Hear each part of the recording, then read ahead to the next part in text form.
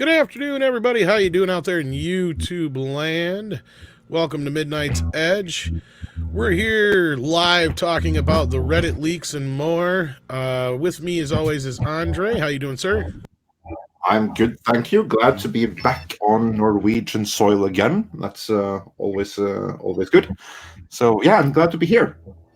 All right, and also with us is the voice of Midnight's Edge, Mr. Robot Shlomo himself. Rob, how you doing?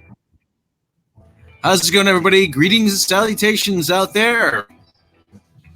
All right, and joining us, a special guest, right beneath me here is Odin from Odin's Movie Blog. How you doing? I'm doing just fine. How the devil are you? Doing the best I can. We may have some other guests join us as time goes on, but we're not going to waste any time because these leaks are long. Rob, do you have these up too, so you can kind of help us guide us through these? I don't have them up. Of course you don't, but why would we ever be prepared, right? No, I'll get you the link here in just a second. Yeah, well, we dropped a video this morning in regards to this leaks, and there's actually more. We read the leaks in a separate video on the After Dark channel. Yeah. Basically, the news just keeps getting better and better. It really does. Right. Well, and of course, if anybody who watched our video from earlier, we have a little bit of a different version from this. We heard from one of our sources, so we'll talk about that as well. But what we're going to do is we're going to go through these leaks.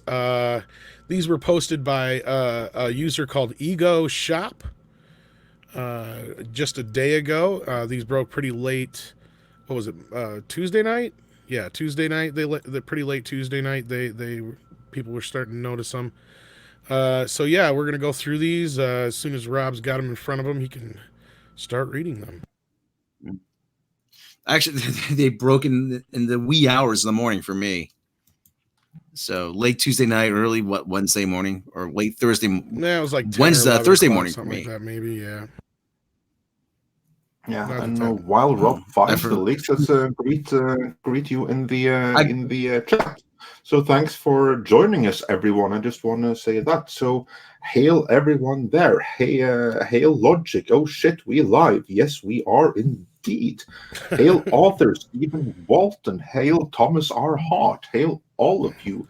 Hail Neil. Oh, hey Neil, good to see you here. Hail Austin Trench. Always a pleasure to have you. I'm going to send Alexander Britkovich. Odin, he's happy to see you, Odin. And who else did we see here?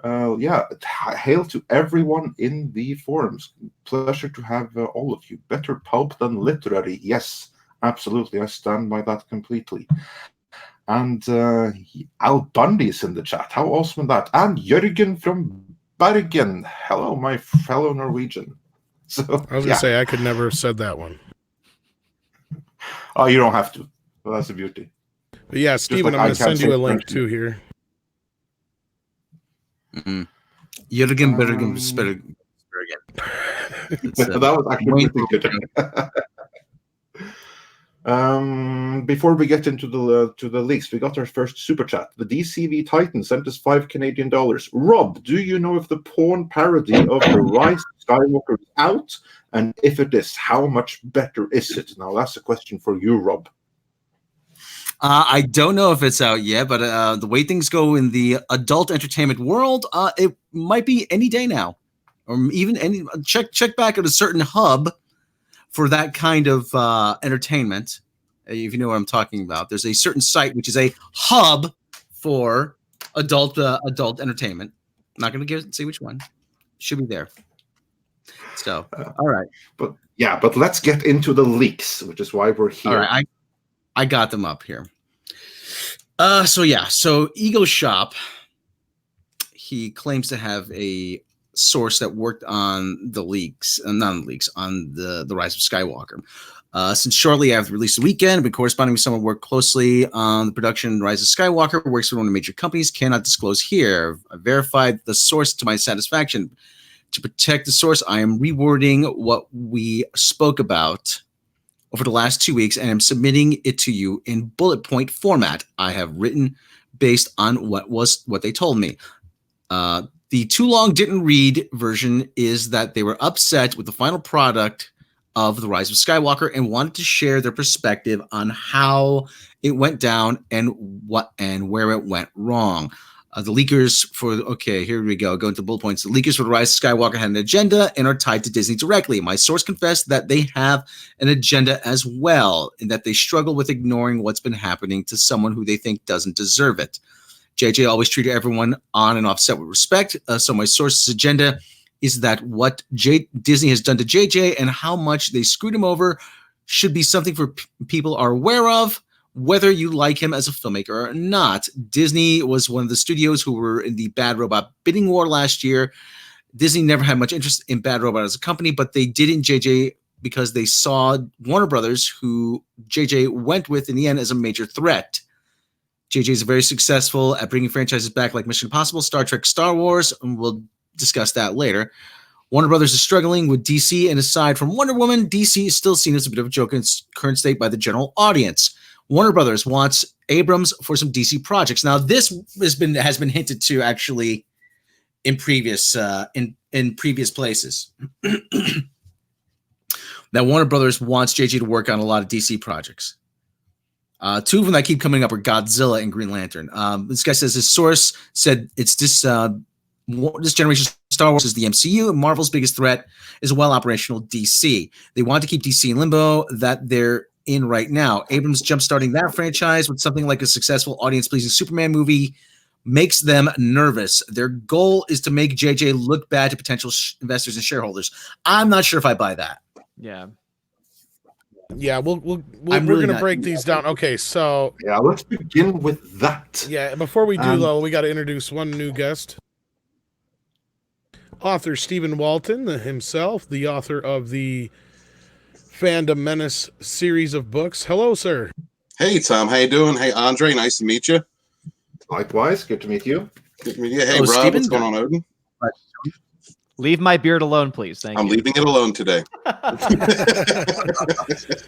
So, yeah, Rob, the original question in hand here, then, or Andre, whoever wants to take it first there. Well, let's give it to the guest. Let's begin with Odin, because you do loads of box office analysis. I'm curious, your take. How worried is Disney about JJ going over to Warner and DC? Could there be any truth to that? I mean, there could be. I would look at DC right now, though, and it's interesting that they left off the most financially successful DC film so far, Joker. So I don't know when this information was received. I don't know if this was maybe received a while ago or if this is somewhat recent. But I think it's interesting that that film was left off because, yeah, it's not a part of the DC extended universe or whatever it is that they're calling it nowadays. But it is still also the most financially profitable film because it's made over $500 million in net profit. That's when you take out marketing and take out the actual production budget as well. My big question, too, is how high up is this person that they're able to know that they're trying to screw over JJ? Because that to me seems like that's someone who is literally in the higher ups of Disney, not just the higher ups of Lucasfilm that would have access to that kind of information. That's just kind of where I'm starting to question at least that point specifically. As far as him being a threat, I think we can all admit that the first films and all the franchises he's taken over have usually done pretty well. I mean, Force Awakens made over $2 billion. You look to Mission Impossible 3, I believe it was. Many people thought that was a step in the right direction after the terrible Mission Impossible 2. You know, you look to all the projects that he starts off with, and he usually gives a lot of fan service. Maybe it's cookie cutter. Even Trek 09 did well, yeah. Yeah, exactly. It's safe. Trek 09 was a great restart, no matter what people may feel about it. Exactly. Yeah. And so he's great at starting things off. And so I think that they would be afraid of him if he was just given the first in a Superman, like a new Superman franchise, I think that they could potentially be afraid of him, especially since DC, Warner Brothers might be going in the right direction. As far as financials go, let's cross our fingers that they give us more rated R films like Joker in the future, because that would be awesome. But we'll have to wait and see, I guess. Yeah. Stephen Walton, your take. Well, I mean, JJ was reluctant to get into Lucasfilm in the first place. I think he had to be talked into it and to get into working on The Force Awakens. And now he's going to be moving over into the competition. I think it really speaks to, if this is true, it speaks to the relationships that's been going on inside Disney Lucasfilm with J.J. Abrams. I don't think he had much interest in getting involved in Star Wars to begin with. And then he was kind of crowbarred in there, asked to come in. And then after with what Rian Johnson did, I mean, I can't see as a creator someone who would set up as many things as he did in The Force Awakens come in, have Rian Johnson come in and then dismantle what he had built. Really appreciate that as an artist. Many of the storylines that he had set up in The Force Awakens was then dismantled, and then he had to come in and clean up the mess in 9. So him going to another company and working for them, that's the competition at that point. So it really all depends on how much of a threat that the competition is to Disney at this point. And also, I'm interested to know about the internal relationships that went on behind the scenes, if any of these leaks are actually true. Because if they are, that means there's a lot more discussion going on in Disney Lucasfilm, and there are different factions in there at this time than we've ever been led to believe. As for me, I question this particular thing. I don't fully buy into that Disney are trying to sabotage him out of vindictiveness to sully him for Warner and DC, because no good can come from that. For one thing, they're not going to be able to sabotage him in a way that he cannot be redeemed. On the contrary, then the media, everything is going to be all about his redemption story. I mean, just look at Joe Johnston in Captain America, the First Avenger. What did he do before that? The immense flop, The Wolfman. That didn't do anything. He was the right fit. If J.J. Abrams is the right fit for Superman, then the movie is going to be perfectly okay, no matter what Disney does about it. Which, of course, it won't be, because he isn't the right fit for Superman. He's proven that because he's written a Superman movie before. I have that script, and it's absolutely, to borrow a phrase from the British, bollocks. Oh, yes. Also, it's J.J. Abrams, so the movie is going to cost a freaking fortune, and it's not going to be all that profitable. No, what Disney should be worried about is what, as Odin so correctly pointed out, is what can DC do with their Joker-like properties and these things that they can make for $50 million and make billion-dollar movies out of. That's what should have them worried, which gets them acclaim from basically everyone. They shouldn't worry about a movie like Superman that's going to cost $400 million to make and gross $900 million and have like a profit of $100. No, that's not the threat. The Jokers, that's the threat. So no, I don't believe this. It's funny you say that. I was just going to say, this almost sounds more like JJ was scared when Joker, and all that kind of stuff. So he's trying to make him, like you guys said, he's trying to make himself. This is obvious. And it even says at the beginning of this that the person who fed this information to the said poster had an agenda, and their agenda was to be pro JJ. They did not hide that fact, right? So that's at least said in the front. And as we get going, there's going to be some of these points that do sound like it's more or less just trying to make JJ sound better than he is, which is silly, because on both ends it's just really hard to believe. And I think that's what everybody's kind of saying here. It's like, yeah, one movie is not gonna ruin JJ Abrams. No, yeah. Also, I think you have people looking into all the hands he has in. I know Gary Nerdrotic does this a lot, where he says, look at all of the different places that JJ has someone from either his team or someone that he's worked with prior in a studio, in a franchise. Michelle Redron, right? Michelle Redron. Yeah. That's a Bad Robot representative. That's his extended hand in Star Wars when he's no longer there. It's kind of like with Kathleen Kennedy. Why is she still around? Because she knows people and she's got connections. I just don't see that happening to JJ. He's too well connected. And likewise, they wouldn't make an enemy out of JJ, someone who's that well connected. So the rest of the rumors, that is up for debate. But this particular thing, I do not buy. Mm-hmm. Not a good one to start it off with. What do you think, Rob? Yeah, I'm not buying it. First of all, I'm not buying that Disney's going to sabotage their own movie. You know, this, especially in a franchise that they paid so handsomely for. You know, they want these movies to be successful. They don't know how to make them successful, but they want them to be successful. You know, it's like, and I'll be the first one to say that Disney, it's a rudderless ship at the moment, but I would have to think that somebody believed that J.J. Abrams was the guy to at least if not to fix it, but to prop it up enough so that they could have at least some kind of sense of where to take it from. And like I said in the video we dropped, I don't think they're deliberately gonna sabotage Star Wars to make JJ look bad, because he's going to Warner Brothers and he might work on a DC movie. We don't even know for sure if he's going to work on a DC movie. I heard Godzilla and Green Lantern, actually. So he might do Godzilla. I mean, Cloverfield was essentially Godzilla. Yeah. Steven, did you get to chime in? Well, yeah, I did. But the thing is the way that I look at it, I don't think Disney's trying to sabotage themselves or trying to sabotage Star Wars. I think that's completely antithetical to what they're doing. That's ludicrous. But we've heard leaks, we've heard rumors coming out of the different relationships that are going on in Disney Lucasfilm between Kathleen Kennedy, Bob Iger, and I'm wondering if there's a little bit of blame shifting going on. If they're finger pointing, if they're trying to make sure, just in case if this fails, or if the fan revolt continues on after the Rise of Skywalker, will there be someone to blame? Who will get the finger pointed at them? That's what I read out of this. Mm-hmm. And that's you're setting JJ up for a fall. I'm sorry. No, do I think JJ? You're setting JJ up as. Well, I mean, it'll really setting him up as a fall.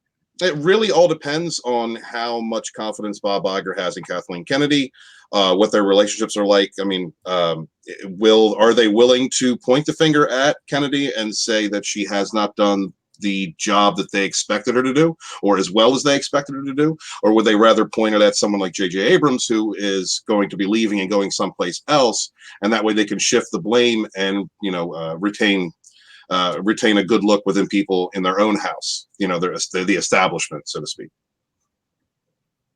Right. And yeah, and to bring this back around again, I mean, we've got our own kind of version of this from our sources, which we'll get into, I think, near the end here, or maybe as the points become relevant. But yeah, I think, I guess, to just kind of introduce that, I think our source was pretty adamant that, I mean, Andre, you're the one who talked to him, so I don't know if you want to comment on this part, but it seemed like they were pretty adamant that this whole thing was to save face for JJ in a roundabout way. Yeah, kind of. Because JJ now suddenly finds himself in a position, because I don't think that JJ is the one responsible for this leak, not directly, because it's way too tactless for that. But that it's someone around him or someone sympathetic to him, absolutely.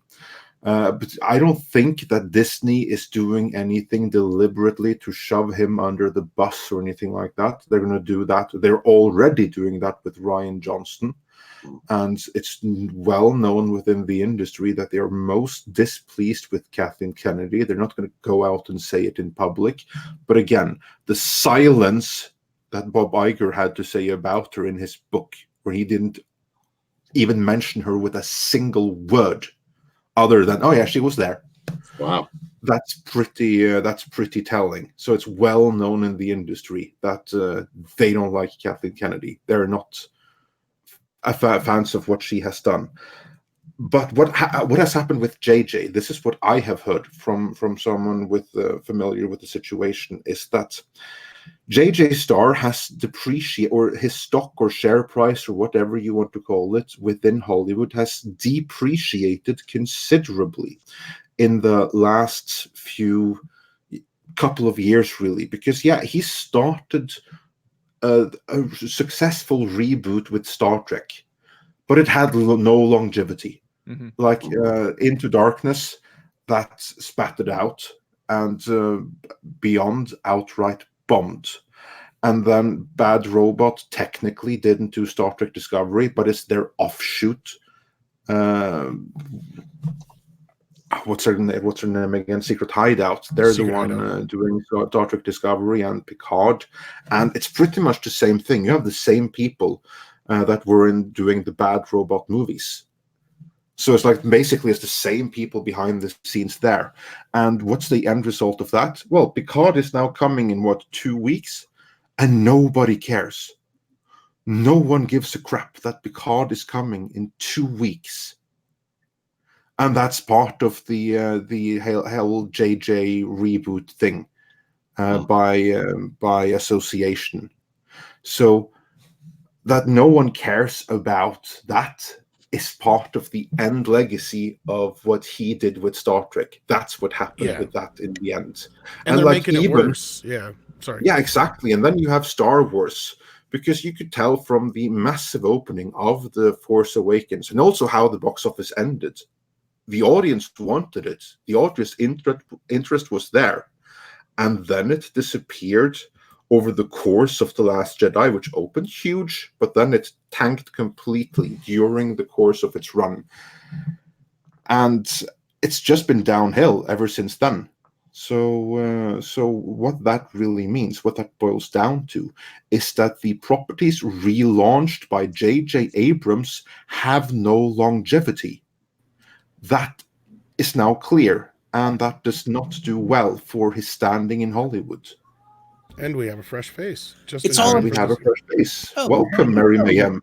Hi, guys. I'm sorry. I didn't know we were doing this, but I am here. No, I tried getting a hold of you a little sooner. Yes, Mary Mayhem, who you may know from her own channel, and Geeks and Gamers, and of course, Toxic Femininity, which will be at Mondays at 9 p.m., right? 9 p.m. Eastern, yes. Yes, really looking forward to this coming up week's episode. It's going to be a doozy.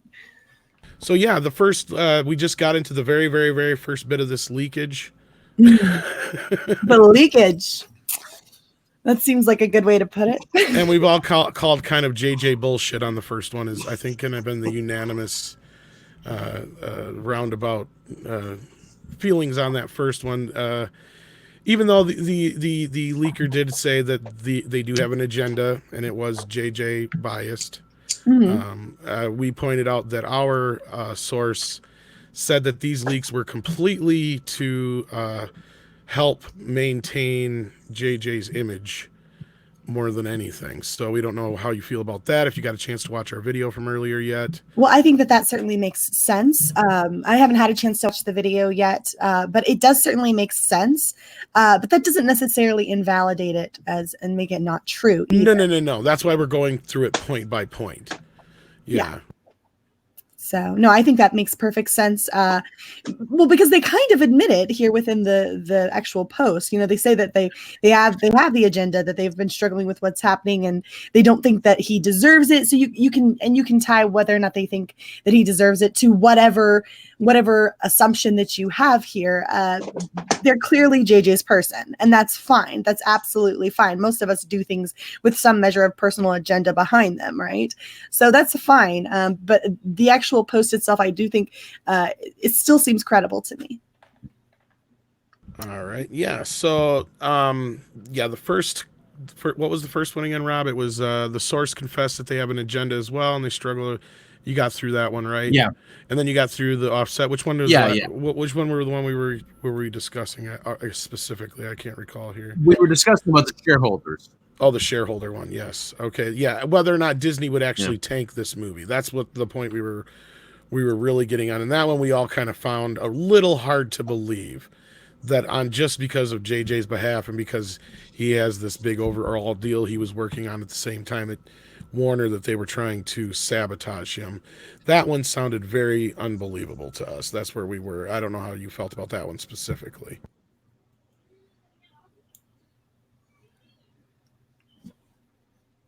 Mary? I'm so sorry. I didn't know that you were talking to me. Yeah, I was. Yeah, because everybody else got to chime in already. That's all right. You're talking about So do you think that Disney deliberately went out of their way to sabotage JJ in this film? I think I wouldn't put it past them. Now, whether or not I think that they did, look, I think that there's some plausibility to the notion that They felt that this movie was bound to make $1 billion one way or the other, that this movie was going to make some measure of money, and that if it made the same amount of money as The Last Jedi, which is probably what they anticipated one way or the other, why not go ahead and kill two birds with one stone and do some measure of damage control with J.J. Abrams? If they don't want his credibility left intact when this is over, why not go ahead and do some dirty deeds done dirt cheap, as it were? And I feel like I do feel like it's possible they thought that they could kill two birds with one stone. I think that's possible. All right. Well, that's one way to look at it. Let's all look at it from one angle. Okay, let's hypothetically, but not take this too far because we want to get through these. But we had the situation where the story was a while back that KK got a dressing down. They tried offering JJ the position as the head of Lucasfilm, and he turned it down. Mm-hmm. Do we feel like maybe that has some kind of play into this? Like, because if that was the case and they did want him for Lucasfilm and they were in the bidding more to get him, and that's, I think, another thing that this points out is they were more interested in JJ than they were getting their hands on Bad Robot in the bidding war. Oh yeah. Would that make sense to you guys? What do you think? Andre, are you there, Andre? Or you're muted, so let's start with but I'm here. Okay. So what do you think to that effect, and then you can pass it along to whoever you want to. Yeah, can you repeat the question? Because I wasn't basically there. What I was saying.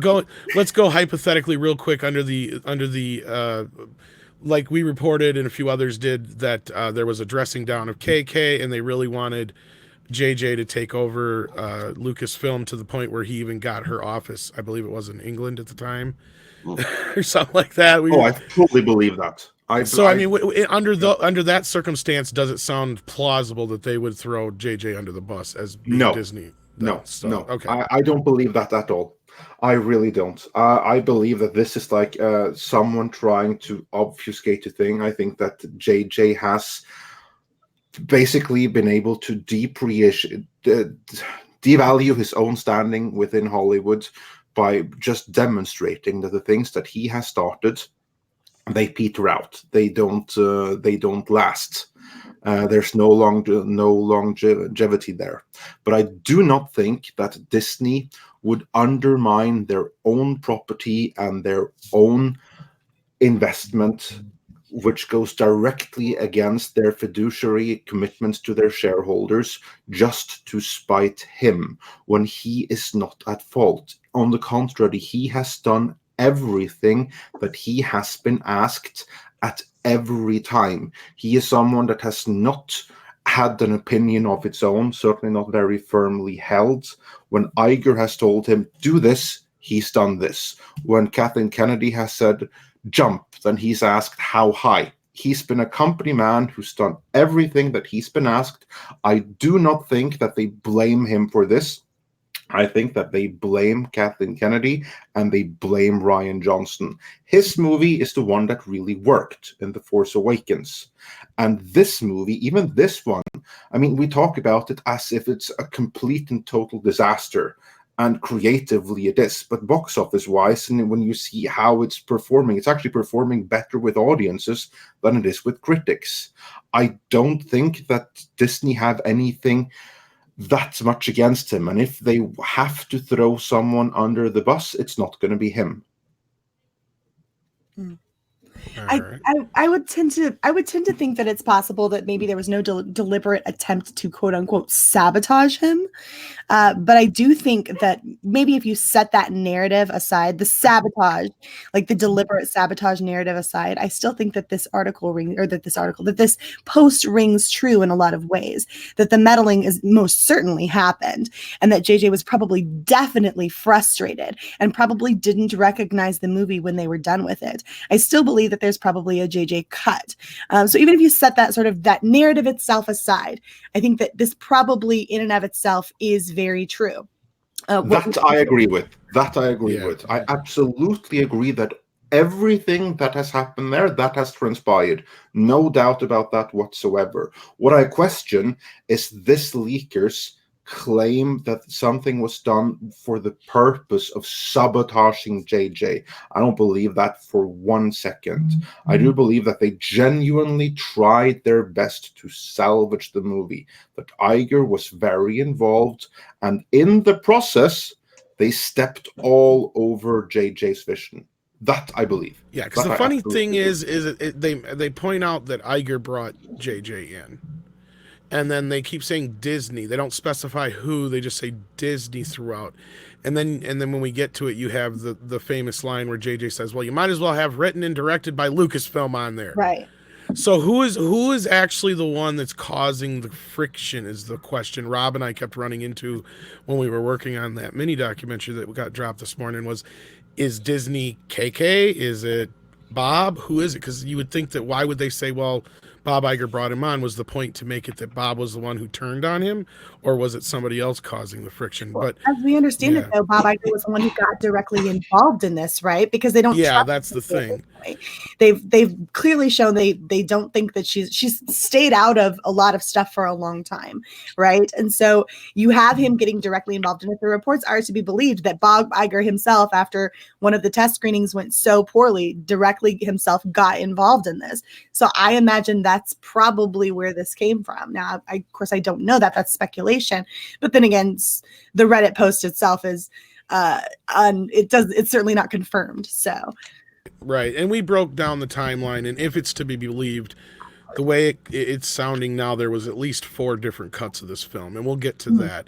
Now, Odin, you sent this to me. I don't know if you wanted to comment on this, if this had anything to do with what we just said, if you could tie it in anyway, but... Yeah, so that was at the previous point. We were talking about JJ and Star Trek specifically, and how by the end of the franchise, it pretty much had died. Like that, basically, he sets things up, and they might start off very strong, but then they have no legs to them.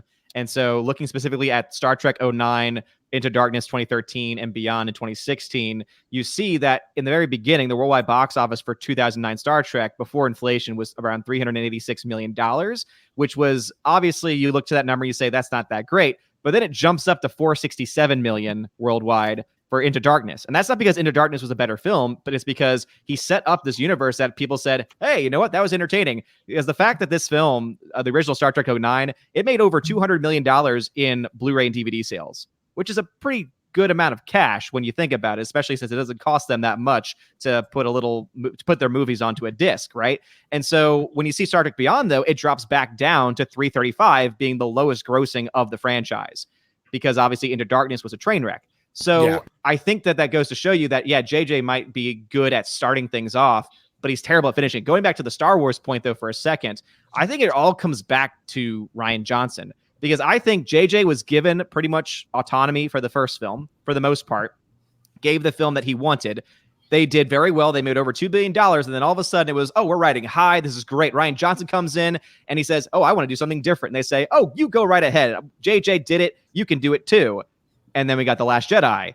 And then I think for episode 9, they panicked and they said, oh, God, fans didn't like that very much. Oh, my goodness, what do we have to do? JJ, we trusted you beforehand, but we got to make sure this is in, that's in. We're not sure about that. And as you said, basically start to edit the film to put out the vision they wanted to try and please the most people, make the most money. But what they ended up doing was they ended up destroying the movie altogether, objectively, making it a giant mess. And now it's to the point where it's not going to make as much as The Last Jedi. Yeah, but to be clear though, they didn't do that to screw with JJ. It was more of Iger freaking out, saying, "Okay, this has to work. Exactly. So I have to take charge now." And if JJ feels hurt or betrayed by that, then so be it. Mm-hmm. That's and the time frame on this would line up with Bob also saying in that one article that the buck stops with him now and all that kind of stuff too. So that's very important to keep in mind. As well. And I probably do feel very justified, at least to some extent, this notion that, oh, well, JJ's reputation is unduly damaged or undeservedly damaged by his name being all over this film, when the end result and the product that we got ultimately isn't what JJ would have given us, right? So they probably do feel justified in trying to kind of do some damage control here, even if they're being hyperbolic in claiming that he was being sabotaged. They probably do very much feel like this is something that should be put out there, if only because it's not fair, guys.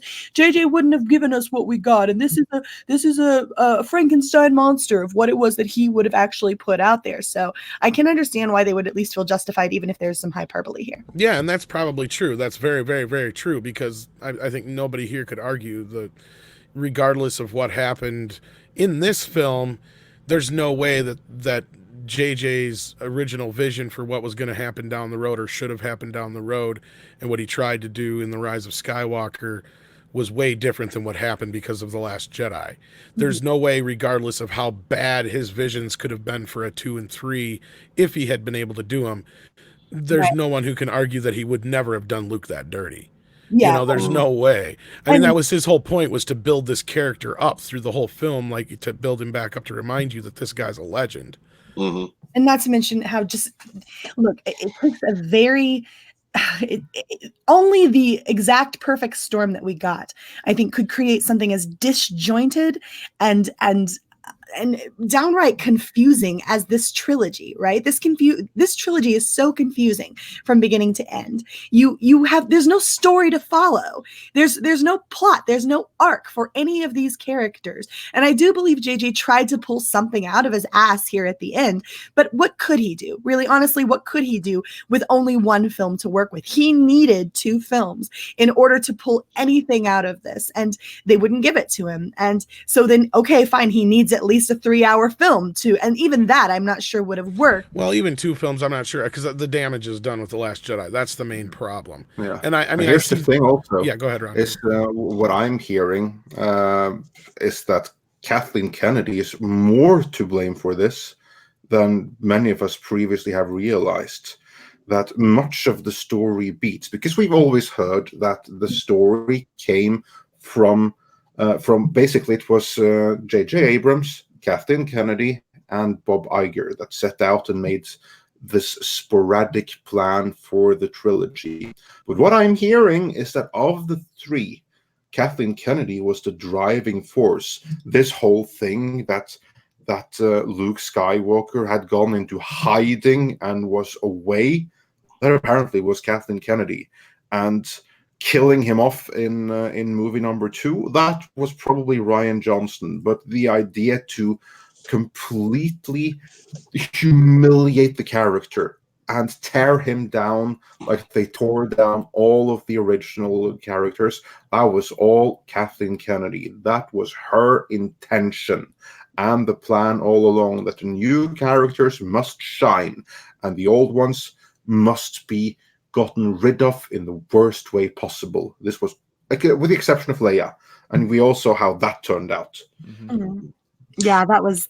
So Kathleen, if anyone is still going to be thrown under the bus here, it's Kathleen Kennedy, because this is well known. Iger knows this. He knows who is the one that set out the plans that had the seeds of disaster already planted within them. And then went completely out of hell, or went to hell, because she let Rian Johnson do whatever the hell he wanted. And at the time, Bob Iger wasn't looking, because he was so happy with how The Force Awakens turned out. So he gave more free reins, which I assure you he regretted afterwards. If there was one movie that needed his oversight, it was that one. And you know what, though? I think that as much as it was The Last Jedi, I think the point that got Bob Iger's attention was Solo: A Star Wars Story, because that was also a great example of studio meddling, because you had a film that was mostly shot, about 80% is the number that we were given, before Kathleen Kennedy fired the 2 directors, Lord and Miller, before bringing on Ron Howard, which ballooned that budget to the point where they actually lost money at the box office. So I think that was the moment we said, wait a minute, we just made a movie that went into the red in the box office. Oh, hold the phone. Let's time out. So actually, I think the loss that Solo had is, I think, probably has more to, obviously the reason why that happened, I think, has a great deal to do with The Last Jedi. But I think it was that loss of money that led to the studio meddling for The Rise of Skywalker. That seems to make the most sense to me, though. Well, between that and the backlash. But they were mortified when Solo crashed and burned. But all right, unless there was anything else that needed to be pointed out there, I think we should move on to the next bit here. Or actually, we should probably hit some super chats before we do that. What do you think? Yes, let's hit some super chats. Just give me one moment to find them all. I can get one started while you're doing that. Whoa, I got a bunch of reverb on myself there. That was weird. Yeah, I heard that. Tim Riggs, $10. I'm willing to accept things that allegedly happened, particularly with the editing, There are a lot of assumptions of motivations here, though. Never attribute malice to what can be attributed to stupidity. That's a great saying. So true. I think that's a good point. I think that's a good point. Because I think they. Whoa! Why am I getting? Major like echo? Is everybody else hearing that? Or is everybody else? Yeah, I'm hearing it. I'm hearing it too. Yeah, I'm hearing it. I'm hearing it too. Yeah. Everybody's getting it. Everybody's getting it. Okay.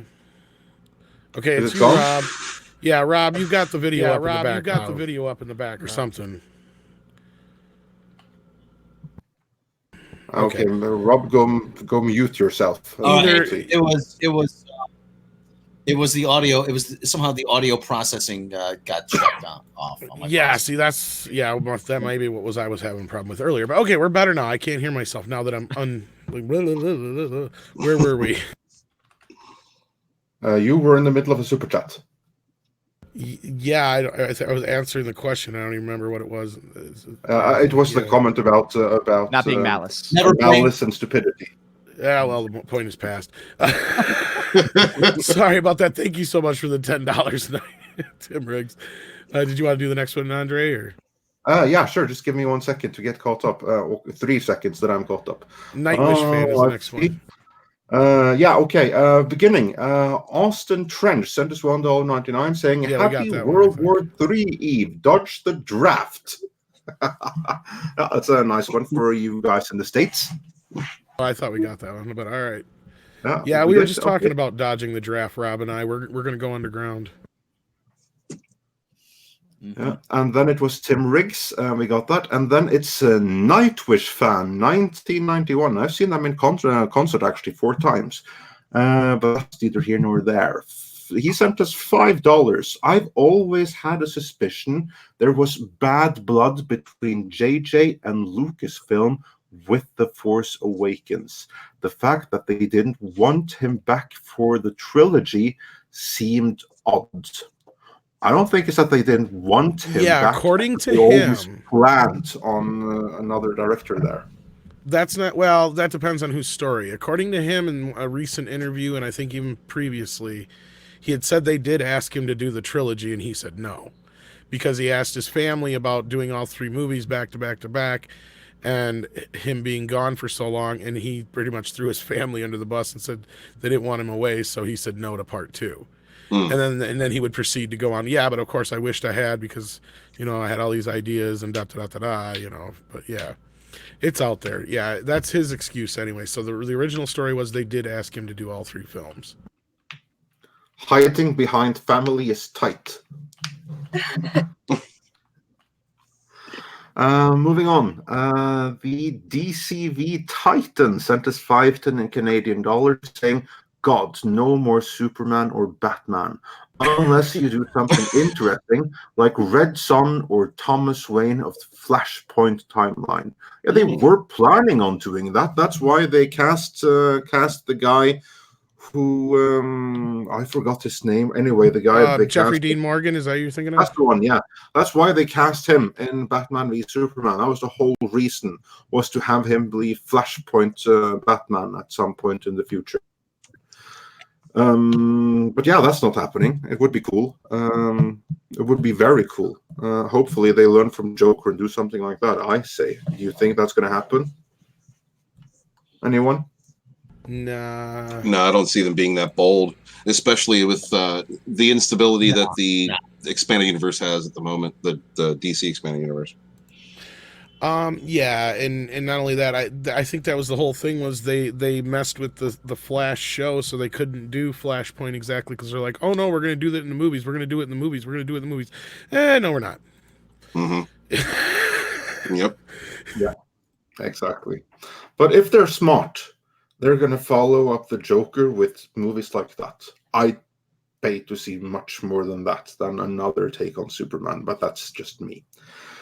Cedric Taylor sent us $5 saying CBS is pushing the Picard show even on regular television, which I don't think is going to help one bit unless they actually show it on regular television. And that would undermine CBS All Access now, wouldn't it? Wouldn't it?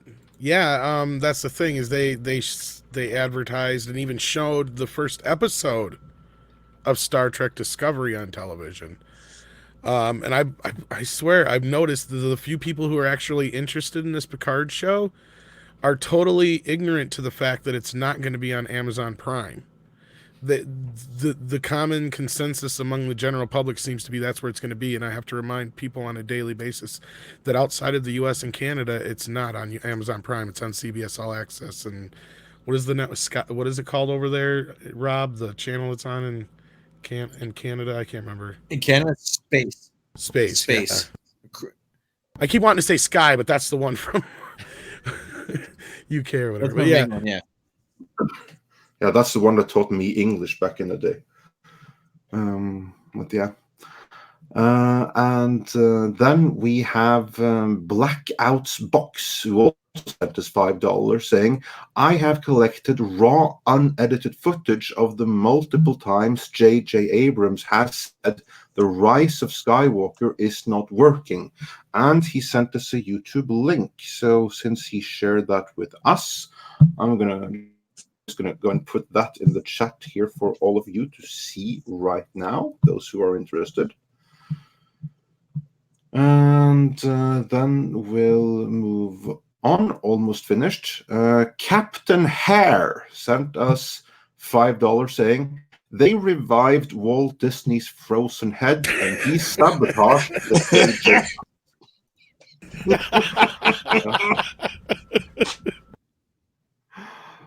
Captain Hare, you also have to send me your review of what you thought of the music video that we lifted the pirate ship footage that we used in the Surfshark ads from. So I'll be waiting for that. And then Rude Artist sent us $9.99 saying, is it at all possible that Rob Iger himself was responsible for the original leaks as a way of creating the right sort of environment to give KK the boot, and JJ was just acceptable collateral damage? Guys, any thoughts on that before I give my take on it? Well, that would... Question is basically, is Iger himself behind all the leaks as a way to give... I don't think so. No, I don't think so. Yeah, I can't imagine that he would, because I honestly think the leaks had a fair amount to do with the film not doing as well as they had expected it to. So I don't think that he would do that to his own movie because he wants money. So I think the leaks have to do with some kind of internal struggle within Lucasfilm right now. I think you have Kathleen Kennedy and her loyalists, and then you have Bob Iger, who has plenty of other departments to oversee. Probably came in, had faith in JJ after The Force Awakens and after the money that it made, and told him to go ahead and have creative control in what he needed to do in The Rise of Skywalker, then walked away to go do other things. Meanwhile, you had Kennedy and the loyalists that were in there meddling with everything. I think that's where the leaks come from, is this conflict inside Lucasfilm itself. Oh, yeah, and many of the other big news outlets have touched on the division that's inside Lucasfilm. So, I mean, that's something that's pretty much like one step from being confirmed that we've been reporting on for a while. I mean, pretty much almost anybody here. We got one more from Stephen Ruggs, $4.99. Do you think the idea of a soft reboot for New Generation was the original main goal for this trilogy? This coming from Bob Iger, of course. And I felt that was kind of relevant to what we were just kind of talking about to a point. Yeah, well, that's what The Force Awakens was, is he came down and said, no, we're not doing what George set out to do, even though we bought those treatments. We bought them so that we could just shut him up, basically. And he's like, this is what we're going to do. You're going to remake the first movie. Go do it. And that's kind of what it was in the short version of things. And that was just because you have to remember where the state of things were. I mean, there's a lot of prequel lovers out there and kids who grew up with the prequels who don't remember this stuff. But, you know, after the prequels, Star Wars was kind of a damaged brand. And George Lucas, nobody really wanted to, you know, he was kind of a joke. You know, for a lack of a better way of putting it. I mean, I don't know if anybody else has a comment on that, but I have one more thing to say about it. That there absolutely was a directive from Disney to go out, make everything new, so that we can sell all brand new toys and everything like that. Yes. Plus that story that we reported on some time ago, that George Lucas still has some level of stake in the original character, so they have to pay him some kind of royalty still on the original characters that he created, while as they don't have to do that for anything new. That is not debunked. That could still factor into this, which is why they may be much more interested in, for instance, doing a show about the Mandalorian, who looks just like Boba Fett, than the actual Boba Fett, because to use the catchphrase, 25% different. I have a question then. How would that impact something like, say, having Palpatine back? Like they opted to bring him back in. Do you just think they don't care because this trilogy is already bound to those old people? They don't care. Because here's the thing. Because assuming that this is correct, and this is what I've heard, I don't know with 100% certainty that this is correct, but here's the thing to keep in mind. Just because Lucas may receive some extra money in the end if they use him, doesn't mean that they can't. If they feel that this is what the story needs in order to be palpable for the wider audience, then they're going to do that. Simple as that. Okay. And they'll pay that tiny little bit of top that goes to him. Okay. If that is accurate. Yeah, and I brought this up to a few different people, even EBS, and I'm like, does that even sound believable? He's like, oh yeah. He's like, that sounds very believable that since he created those characters, he would get some small residuals still. Yeah. If they're being used in some way, yeah. So that's really that may factor into this. And again, even if he does get some residual, it doesn't prevent Disney from using it. They still own it. So they can use Palpatine, Darth Vader, whoever they want. But if this is accurate, they just have to pay George Lucas a tiny, tiny, tiny little fee on top of it when they do. And really, it's more so that from what I've heard, the reason that it's a big deal to them in any way, in quotations, is just because he's a shareholder. So they feel like they're double paying him.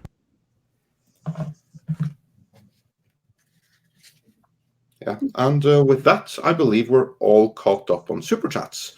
So then we can get back to the topic at hand. Booyah.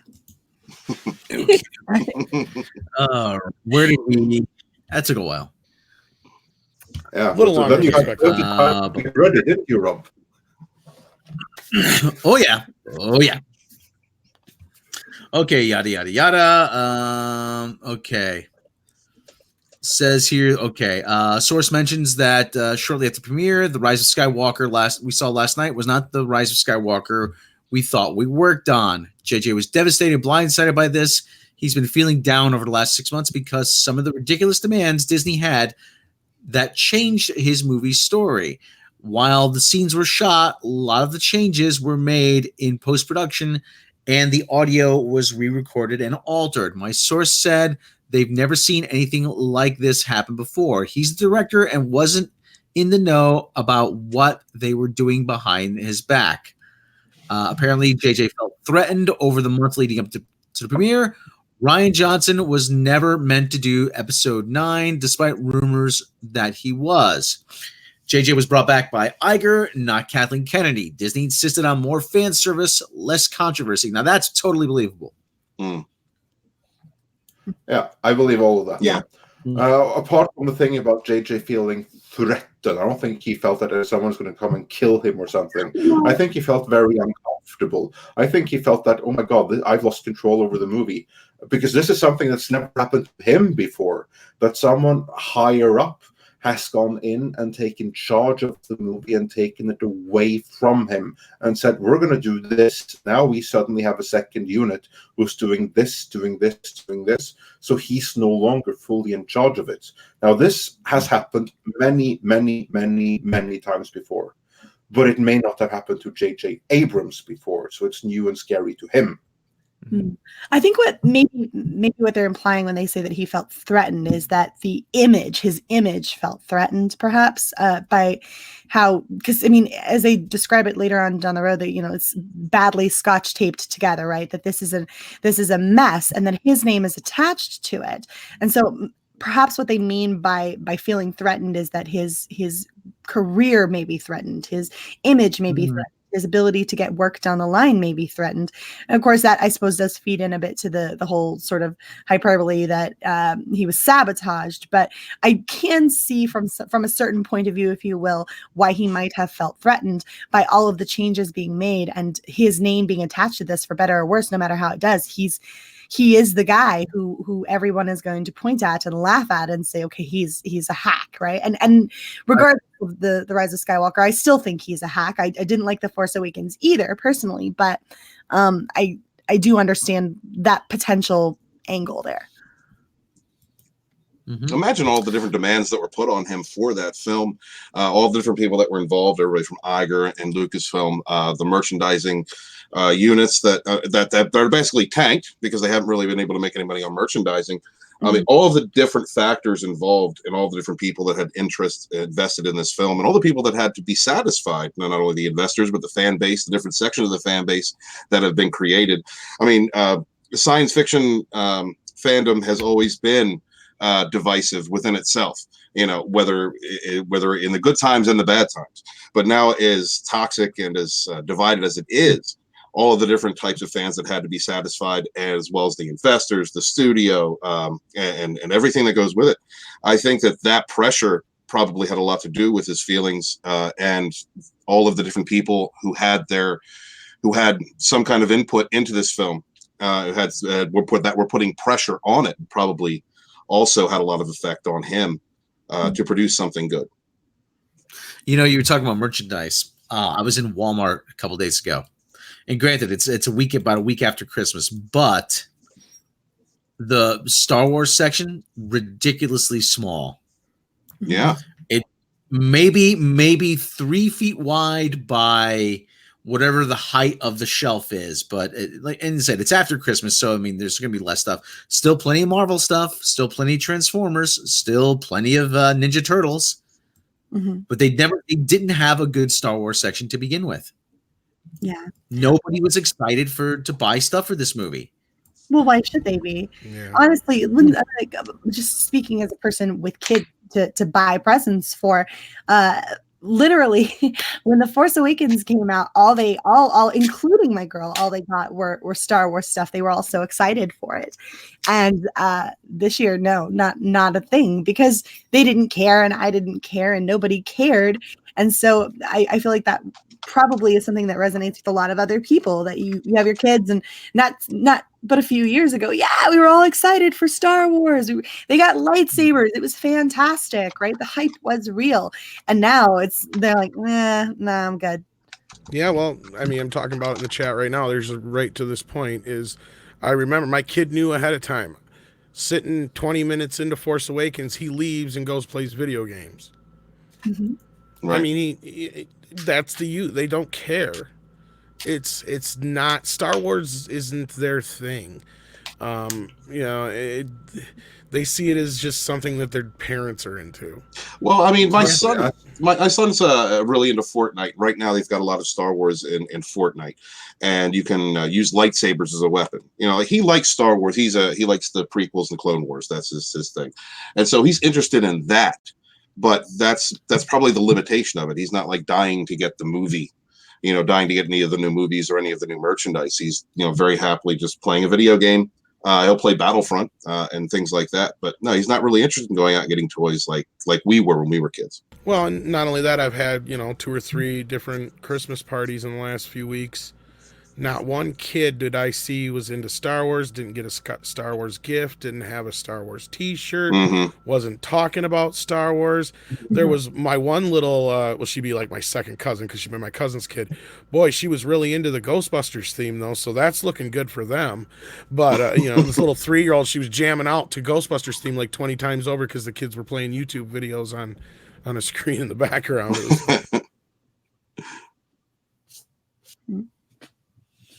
Yeah, it's sad. Okay, well, anyway, this goes to what we've been saying for quite some time. Yeah, Marvel's the new thing. Marvel is the new Star Wars. All the cool kids, they play with Marvel. At least they used to up until now. We shall see how it fares following Endgame, and if the new batch of movies are able to rekindle the excitement.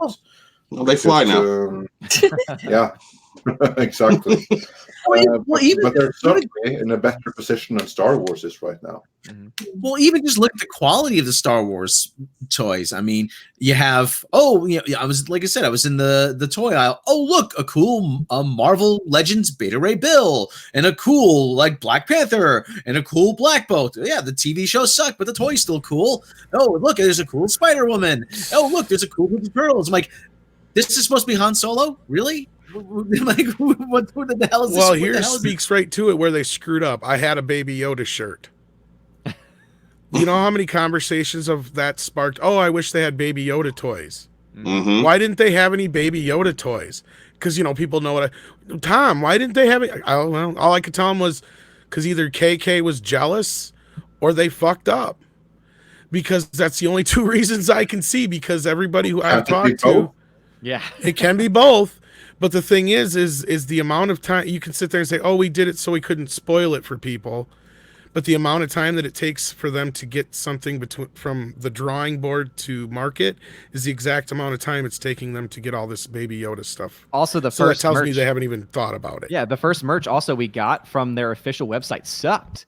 It looked like I could have gone onto Teespring, uploaded an image of Baby Yoda, and that's all it was. So I don't buy that at all. Like that we didn't want to spoil it, because when has that ever kept a company from holding back on merchandise? And anybody I've talked to, and Anna, that Star Wars girl included, who has worked for Disney or works for whatever, she said flat out, oh no, they did not have anything ready. Well, not only that, if they were so worried about spoiling stuff, they would never have said anything about Palpatine. And that's what she said. They've never had a problem with anything getting spoiled in the past. Very rarely. That never stopped them before, she said. Yeah. They would never have said anything about Palpatine at Celebration. They would have let that be some huge surprise if they were so confident in it. If they were so, oh yeah, this is going to go over great with everybody, they would have let that be a surprise and expected all the oohs and ahs from everybody in the audience. But that's not how that went down. No, that was meant to get everybody's dick hard. And, it would make to hype everyone. But if they were worried about surprises, and if they were worried about big reveals, that's something that they wouldn't have shown. It comes down. I still think it comes down to competing visions. Kathleen Kennedy does not want anyone upstaging Rey, her golden girl. Yeah, because nobody's allowed to. Well, and they actually say something at the end of this post that I think validates that quite a bit. And I'll leave that for then. Hopefully I can be there long enough for that. But yeah, there's a lot of reasons to believe that kind of stuff. But yeah, the reason I brought it up to get us back to actually had a reason for it was, I am segueing here. Speaking of toys and they fly and all that, Rob, what's the next thing in the leak here that we had to run down? I'm losing the will to live here, Tom. Okay, Padme. You're breaking my heart. JJ's original agreement when he signed on was indicating he had way more creative control than he did on The Force Awakens. It became evident this wasn't the case only a couple weeks of shooting into shooting when the trouble with meddling started. JJ wanted to do some scenes he thought were important, but Disney shut it down, citing budgetary reasons. Oh, come on, they could have made it happen. May 2019, JJ argued that those scenes were crucial. He had to let one of those scenes go. The other scene he insisted on was approved at first. He did reshoots and additional photography in July. Those are the reshoots they probably talked about in the Wired magazine, in the Wired article, in addition to others. The new scene was shot at Bad Robot in October. The ending will blow your mind. Was part of this. Older actors were included, like Hayden Christensen, Ewan McGregor, Samuel L. Jackson, and anyone who wasn't animated. Force ghosts weren't meant to be voices because they were shot footage on camera. The actors were in costumes. Rey was supposed to be surrounded by the Force ghosts to serve as a barrier between her and the Sith surrounding them. Source claims but can't confirm 100%. This is because of China. It's an office talk of sorts. Some VFX people claimed they got a list of approved shades of blue they could use on Luke's Force Ghost. Okay, I want to stop you there because I want to go back to the whole the actors appeared in the film and they were only actors that were in the movies and not the cartoons thing. I believe that leak. And I think the reason they say this was the whole ending that will blow your mind is that gives us a time frame. Kevin Smith said that in July. Yep. I don't know if anybody wants to comment on that because I know Rob kind of blew through it a little bit, but yeah. Well, because we've never gotten anything that would even resemble a blowing of your mind moment in this film, right? Nothing. Now, if that would have happened, though, if you've seen Samuel L. Jackson, Hayden Christensen, and even Liam Neeson and whoever else walk out there in full Jedi garb, wouldn't that have at least been something to get giddy about? Absolutely. Yeah, you didn't need an extra towel. So as much as Kevin Smith can be a crybaby about things and be, very exaggeratory, or that makes sense to make someone cry. That's not a word. Exaggeratory is not a word. I just made it up. I know that, folks. I do that all the time. But no, it's a Kevin Smithism. Yeah. If you're that, I can believe. I can believe if he saw all that happening going down in front of his eyes, and JJ and him are, as far as I know, friends, because he does a voice in The Force Awakens as one of the stormtroopers, and he even told Kevin Smith the reason they have that big banner that says "Loose Lips sinks ships" hanging above the door going in was because of him. So I wouldn't be surprised if that was it was orchestrated. JJ wanted Kevin Smith to see that. Yeah, and you know what? I think that I believe it too, but I think that in the world that we live in today, if there is footage of it, it will be released at some point. I hope so, and we'll get to that because at the end of this leak, it's almost like it's like China released the emails, or Russia released the emails. I mean, yeah, it's just like that. It's like if somebody has it, leak the JJ cut. For it. Yeah. But to be clear up front, if anybody watched our videos, there is, remember, 4 cuts of this movie. The only one that is. But the only one that is really different would be the Lucas JJ cut that was clear back from last year that was never completed. Well, they could at least be more cohesive. Remember, to a point, yes. This movie, you felt like you were being jerked along an old wooden roller coaster without being strapped in properly. It was very, very jarring, very disjointed, and there were a lot of things that never got fully followed through. Things that didn't even make sense. Things that left you sitting there scratching your head if you had long enough to absorb it. Yep. I don't believe that this movie could have come out more disjointed than it did. There's got to be a cut that at least makes things make more sense than what we got. Agreed. So I don't think it could work.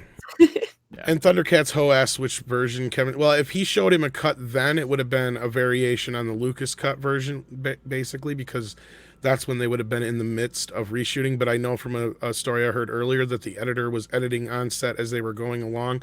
So it could have been an amalgam of many of them. And that's probably why we have so many different cuts, and probably why there's a possibility of so many different possible endings like we reported as well. So those things are seeming to be very, very true at this point. I don't know if Andre wants to comment on that. One thing, though. I don't think that there is any of the possible cuts. I don't think any of them was any substantially better than what we got. I don't think that any of them were any less messy or more complete or anything. Because the fundamental problem is going to be there for everything.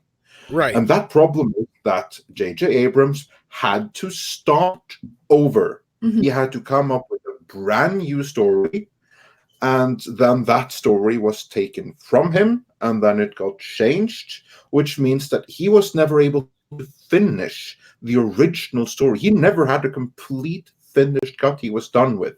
And you know how it goes. Basically, they assemble a movie, and then they see, okay, we need some connective tissue there, and there, and that's what makes the movie complete. That's what makes the narrative flow seamlessly from one scene through the other. And that's when they have the time to do those reshoots. They never had that here. I know, and that's so there is no version where that's present. I don't think there is. And that's what I was saying. Well, no, that's just what I was exactly saying, was that all these last 3 versions would be variations on the version we got. The only version that's going to be any different would be the quote-unquote Matt Smith / Lucas cut, if I could frickin' talk. I wanted that cut, actually. I really wanted that, because I would have... Which was never completed. That's the only problem. And I had received information from someone who was supposedly an insider about the Matt Smith cut, and I shared some of that information with Mary when I had gotten it, just to talk about it. But the son of Mortis and the Mortis dagger and all that, Yeah. And I think that probably had something to do with the Hayden and Ewan and coming in, and a lot of the scenes you see at the end of the Rise of Skywalker with the Sith cult or the Sith ghosts or whatever they were around Palpatine. I think those scenes were probably a part of that cut as well, and I think that it would have been more fan satisfying. But as Andre said, I don't think that there's any cut necessarily unfinished or finished or otherwise that could really fix this mess. It looks to me like the final cut is just an amalgamation of several different versions of this film that was eventually threaded together with the best hopes, just like Maz Kanata said in her castle in Force Awakens, a story for another time. Well, we never got the end of that story, and we've never got that in several threads. Yeah, but well, so one way you could make it work if you want to just totally embrace the ridiculous is you have a bunch of random Force Ghost Jedi come back and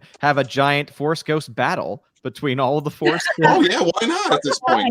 Why not? Well, that's what I said last night. I said if you wanted to go on full fan service, you know what you do? Instead of having Hayden Christensen go finish what I couldn't. Or whatever the line is, I'm paraphrasing, that he says to Rey in the movie that really was cringing, like, are you kidding me? You did not just say that. Instead, have him come in as a Force ghost with the rest of them saying, no, Rey, I have to finish this. I started it. And have him since these Force ghosts can do just about anything anyway, it seems like you might as well at this point throw caution. Lord of the Rings Return to the King, where you just got him floating around, getting into it. That would be hilarious. But Darren Falk asked a very good question. It's not a stupid question at all. Do all movies have reshoots? Yes. To a point, yes. It's not abnormal for a movie to have reshoots. You'll get in the editing bay and you'll realize, oh, we need this, we need that. We're going to cut this big sequence out, so we're going to need these two little shots, though, to fix the difference there. That happens all the time. What doesn't happen is this, where you're reshooting longer than you were shooting principal photography. Right, Rob? Because we did the map. Yes. We did the map last night of the time frame of this whole thing. Principal photography started on August 1st. JJ sent out a tweet saying they were beginning principal photography. Principal photography ended on February 15th, 2019. Now, Matt Smith made this very cryptic comment somewhere in a March interview in the LA Times. As far as I know, I'm not in it. That's not close to what he said. Yeah. And his name was removed from the Disney UK page that listed him as part of the cast in that time. And then in April. Go ahead. Finish, Rob. In April, as you were about to say, in April at Star Wars Celebration, Ian McDiarmid was revealed as returning as Emperor Palpatine. And in an interview with him, I think he said he hadn't been contacted till just shortly before that. Yes. So that supports that. I mean, there's all these things that line up. So then you have all these reshoots that go on and on and on through basically March through November, and that's per JJ himself, not just our reports, but JJ himself, that he was shooting right up until that Sunday before that one interview, which was in the middle of November. I just finished shooting Sunday, yeah. And he tried to play it off, but that was incorrect if you believe this. And this seems believable that at that point he had what was the 3-hour assembly cut pretty much, because we had the Forbes article, right, Rob? Yeah. There was the Forbes article that said that they leaked the running time as 2 hours 35 minutes rather than 2 hours 37 minutes. And that actually got out around October or so. Yeah, and here's my thing is when I went to the movies, I could have sworn, I don't know if anybody else remembers this, but my theater had the runtime as the longer runtime setup. I mean, we went back to try and look, and they had changed it now to the shorter runtime, but I could have swore, because I had figured I was going to be there for 3 hours plus with previews. So, I mean, I know they had the long, and I was kind of surprised it was done already when the credits were starting to roll, but even though the movie felt as long as it did. But no, so I mean, there's all these things that kind of support this. So yeah, moving on then to the next leak, Rob, so we can get through these. Yeah, I mean okay. Yada yada yada. As V is cutting out. Okay, Bad Blood turned into a nightmare for JJ. Movies make something unrecognizable in almost every way. My source knows JJ well enough to know that he's not the yelling type, but apparently in a meeting he yelled something along the lines, "Why don't you just put directed and written by Lucasfilm then?" My source wasn't present for that exchange, but knows someone who were. Now this was a specific one that stuck out to us, right? Yeah, Disney demanded they shoot some scenes that would have things in it for merchandise. They Fly Now is one of them. It's also JJ's favorite scene.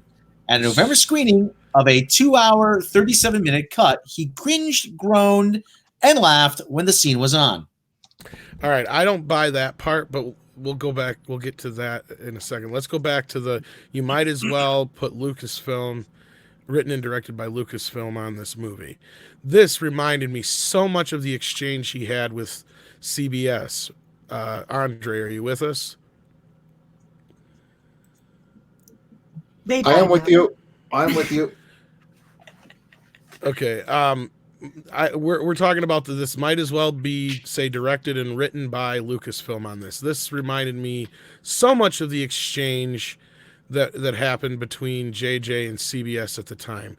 And this is what stuck out to me most in this entire leak, is that he was getting so much push from either the studio or Lucasfilm or somebody between the two, that he felt the need to lash out like this.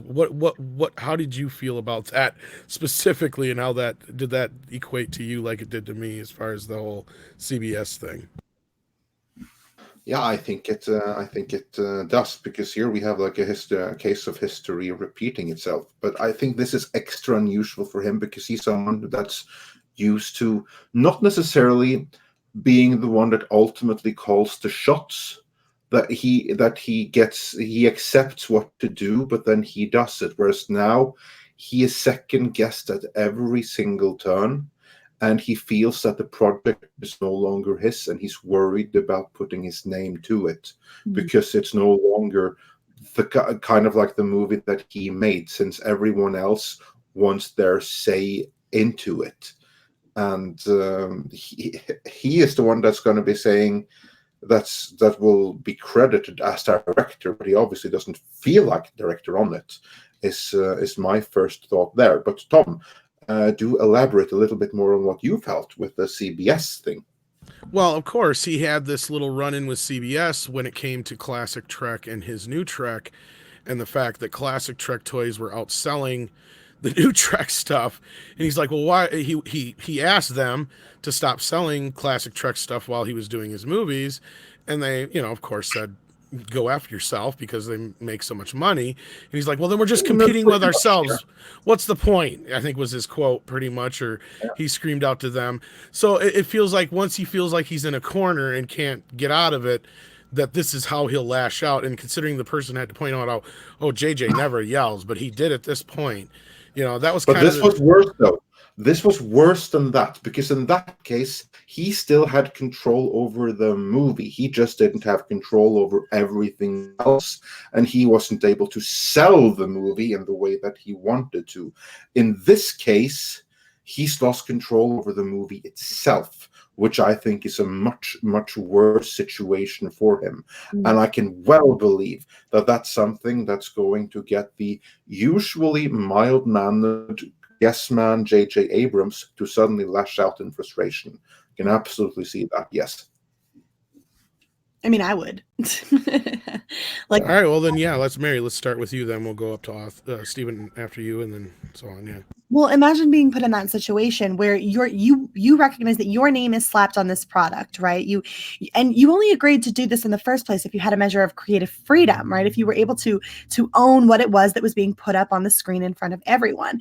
And instead of getting that freedom that you were promised, it's being undermined at every single turn. And so much so to the point where, like Andre said, this yes man, this guy who will typically go along with what it is that he is told to do, is at a point where he feels like he has no even real ownership over what it is that's being put up there anymore. And so you get put into this corner and you're like, what are you even supposed to do at this point? I would lash out too. I probably would have lashed out even worse. I'm just saying, like, and he makes a point. He makes a really valid point here is Why put my name on it? Why put my name on it at this point? I don't feel any ownership over it. So yeah, I'd lash out like that. Probably worse. Personally speaking. Steven? As a creator myself, I couldn't even imagine being put in a position where you not only have to fix something that you didn't screw up in the first place, setting up everything that he had in the original, in The Force Awakens, and then having it all derailed in The Last Jedi, and then having to come in and save the film. So you're asked to come in and save this trilogy by trying to mend what was undone in the previous film after you had already set up story threads in the first one. And then you come in and you have to work on this, and you have all these different people with their, all these different fingers in the pie, so to speak, controlling your direction, controlling your story elements. It would be completely frustrating for me. It would be mind-boggling how he had any kind of sanity while working on this film and putting this and trying to put this together with all of the different creative elements that were involved, all of the mending that had to be done with the story itself, and trying to wrap up a nine-film saga, cohesively after what had happened. So I can definitely see at some point in the future, depending on how professional he can keep himself, I can see him speaking out, venting somewhat. But as a creator myself, putting myself in his shoes, I would be thoroughly frustrated with Lucasfilm or any person that had hindered my ability to create in a way, in directions that I had set up or that I'd made. So that's how I see it. Yeah, that's pretty much. I mean, there you go. I mean, this was one of the bits that stood out as believable to me, and the reason it felt believable was because of the Star Trek situation. But Andre's right; this is much worse. You're right. I believe Mary's got some good points there too. Odin, what did you think about this? No, yeah, I think there's a lot. It seems to ring true to me, especially when you take into account. Imagine you're J.J. Abrams. The last film that you touched grossed over $2 billion, was the restarting of the Star Wars franchise. And now all of a sudden, because of other people's mistakes, you are being told exactly what to do. And as some people or most people probably know, the movie is made in the editing bay. So he could have had all the footage that he wanted shot, and a lot of these changes could have just been edits.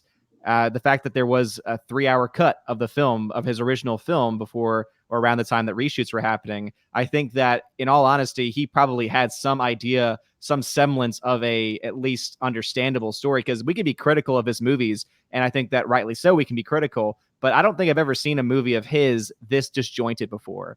And I think that disjointedness comes in the editing room. And most of the time, it's the director sitting right next to the editor, going through the process of how he wants the film to look. This, to me, screams, no, instead, it was Lucasfilm higher-ups, Disney higher-ups in the editing room saying, this has to be in, this can't be in, etc., which explains why it's such a mess. Yeah, well, that's such a great point that look, JJ's a hack, and I will state that till the end of time.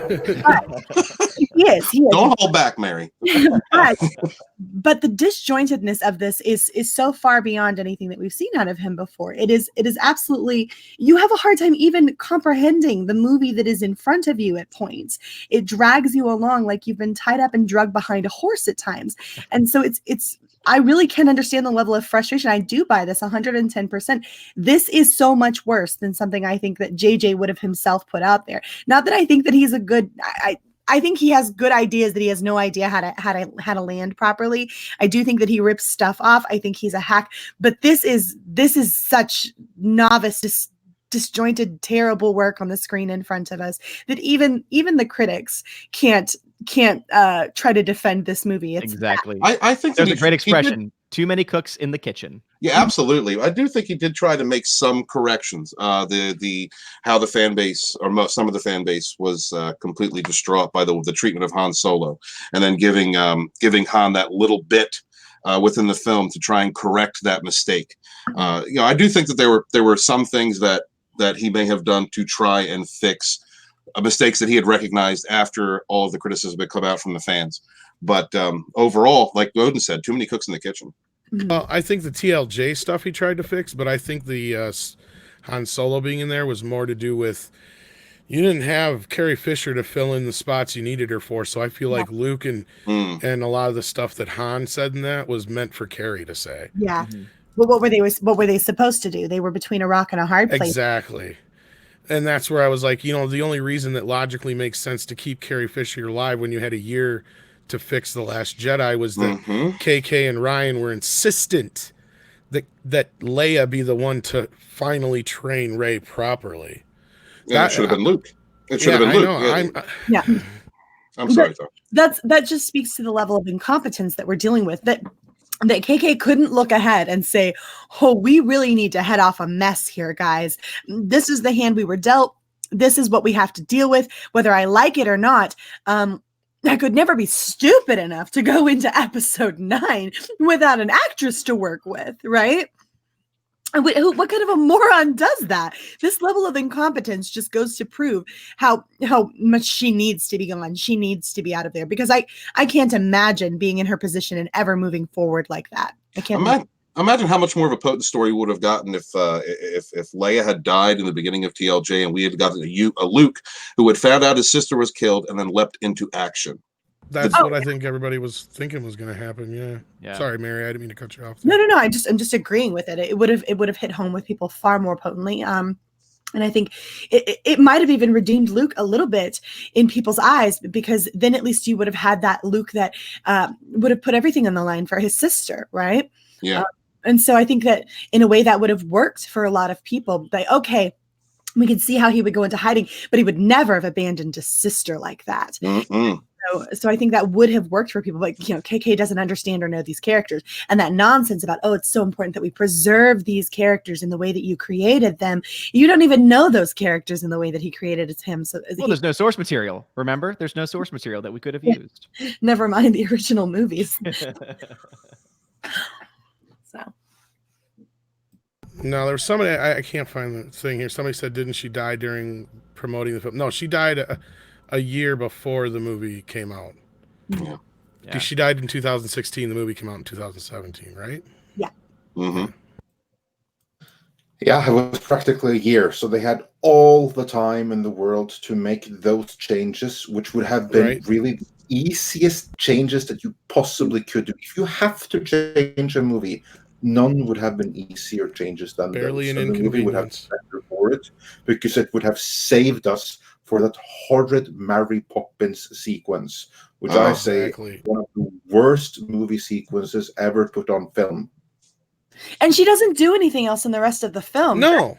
That's the crazy part, is that it's not like you had her do anything substantial in The Last Jedi that would have been so difficult to shift and alter a little bit. Just a few reshoots would have handled that just fine, even if you planned on going the same route with the storyline. Not that I think you really went anywhere with the storyline, but this was so easy to correct, but you were determined that you wanted to use a person who wasn't there to do the movie to accomplish the tasks that were accomplished.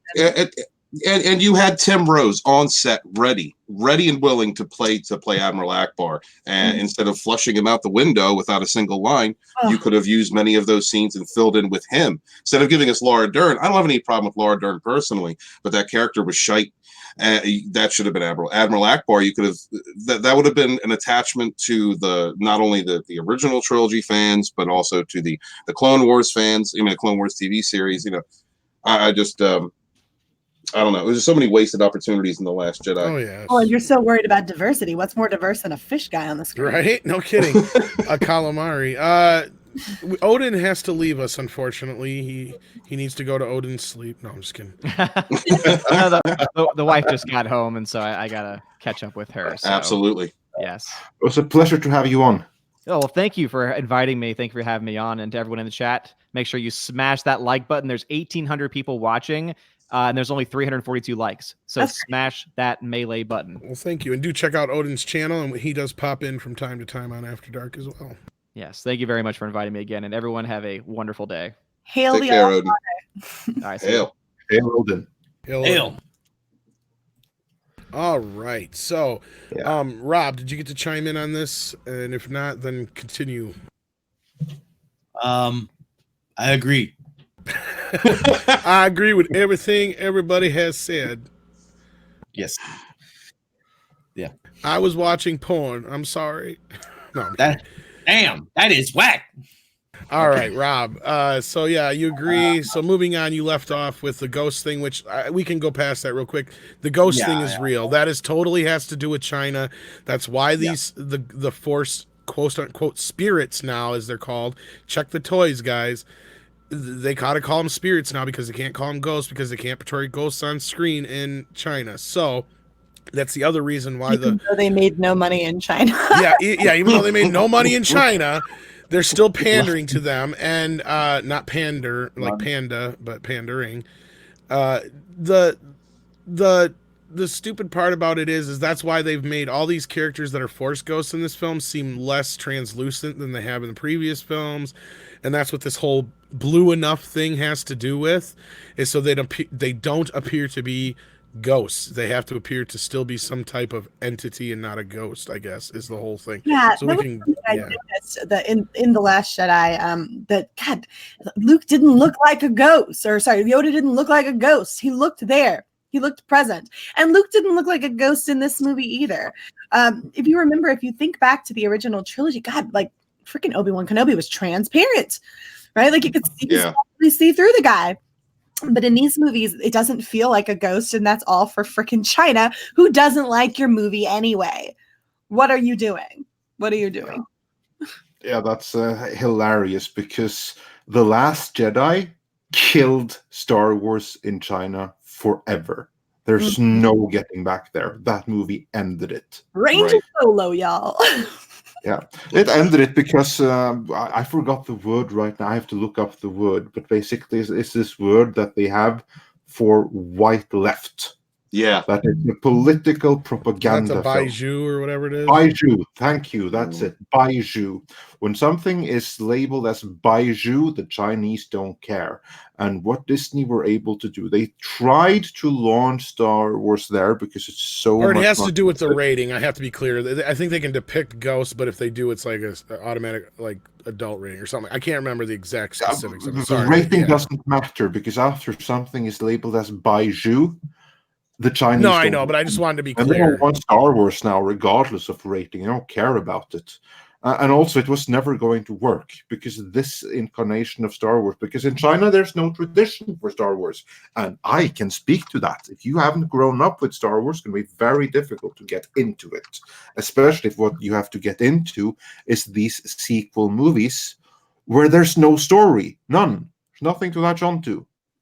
If you don't have the benefit of nostalgia already, and then you throw some Baiju in there on top of that, then you have a recipe for the Chinese no longer caring by movie 3.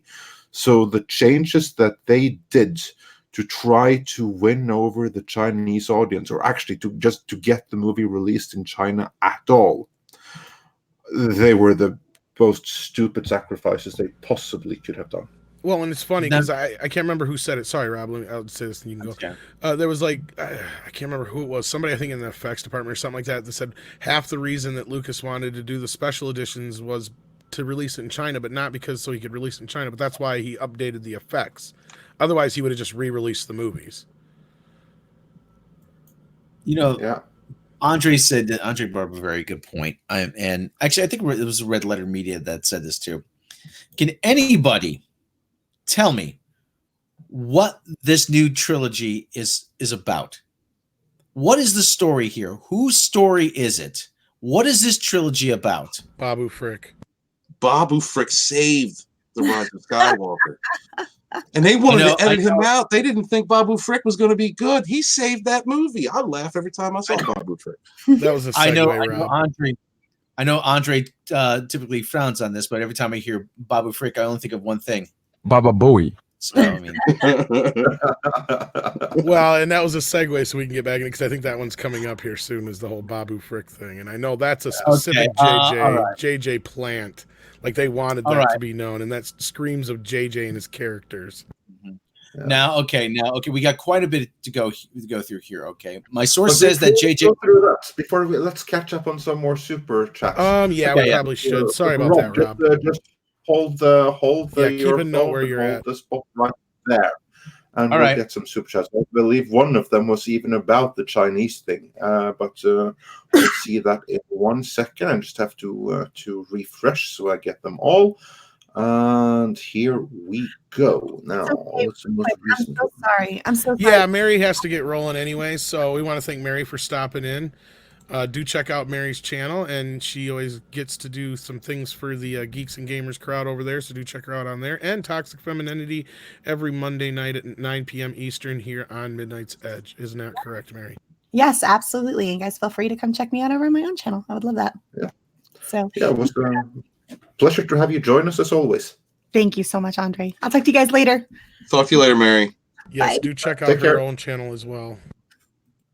Yes, do that. And remember to hit that like, because as Odin pointed out before he left, not a lot of like compared to how many people are watching. So we have to do something about that.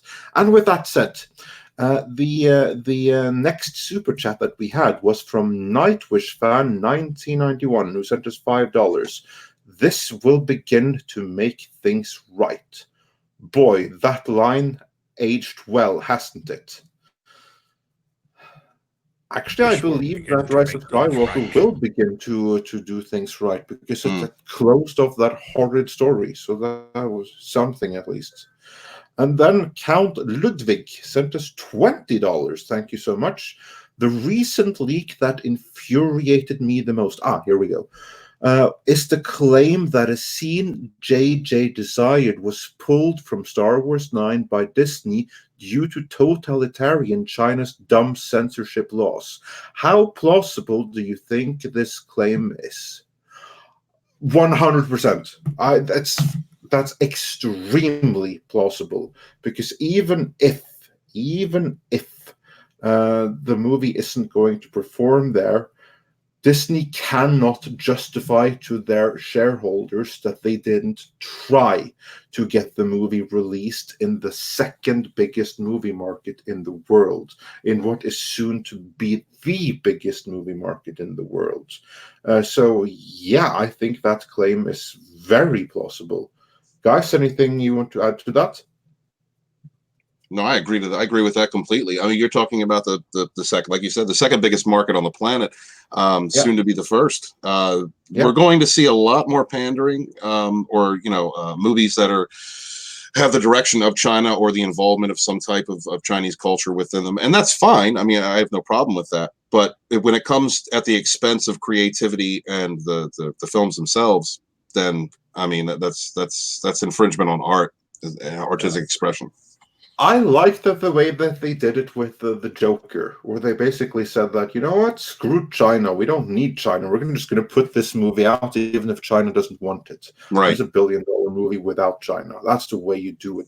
Just make the best movie that you can. And if some markets out there don't want it, then that's on them.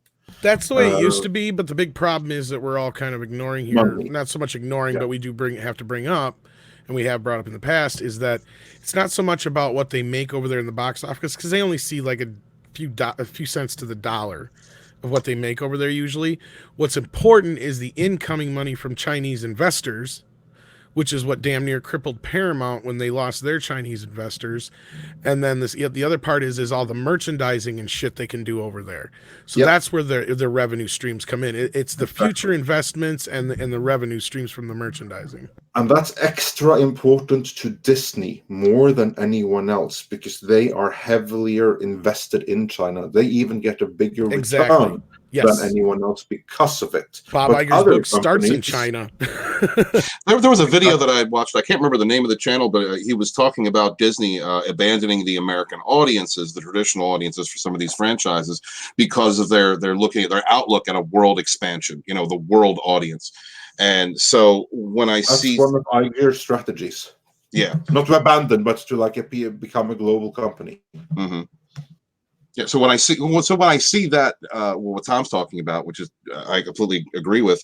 So when I see them reaching out and making changes to movies and to the art that they're creating, and pandering to that one specific corner of the world, I feel that you are abandoning your traditional audiences, and I feel that they should. I mean, like you said with the Joker, just say we're going to put it in whatever market wants it and leave it at that.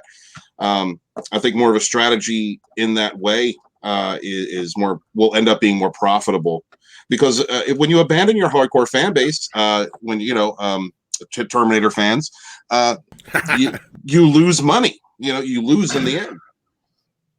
Well, yeah, and this is something that Rob always brings up too, and to point out, and you can probably take it from there, Rob, and move on to the next point, is that they're even kind of eating their own tails when it comes to this, because them trying to pander to that audience is basically ruining the movies. And that takes us back to the Baiju thing, is they don't want to see this crap.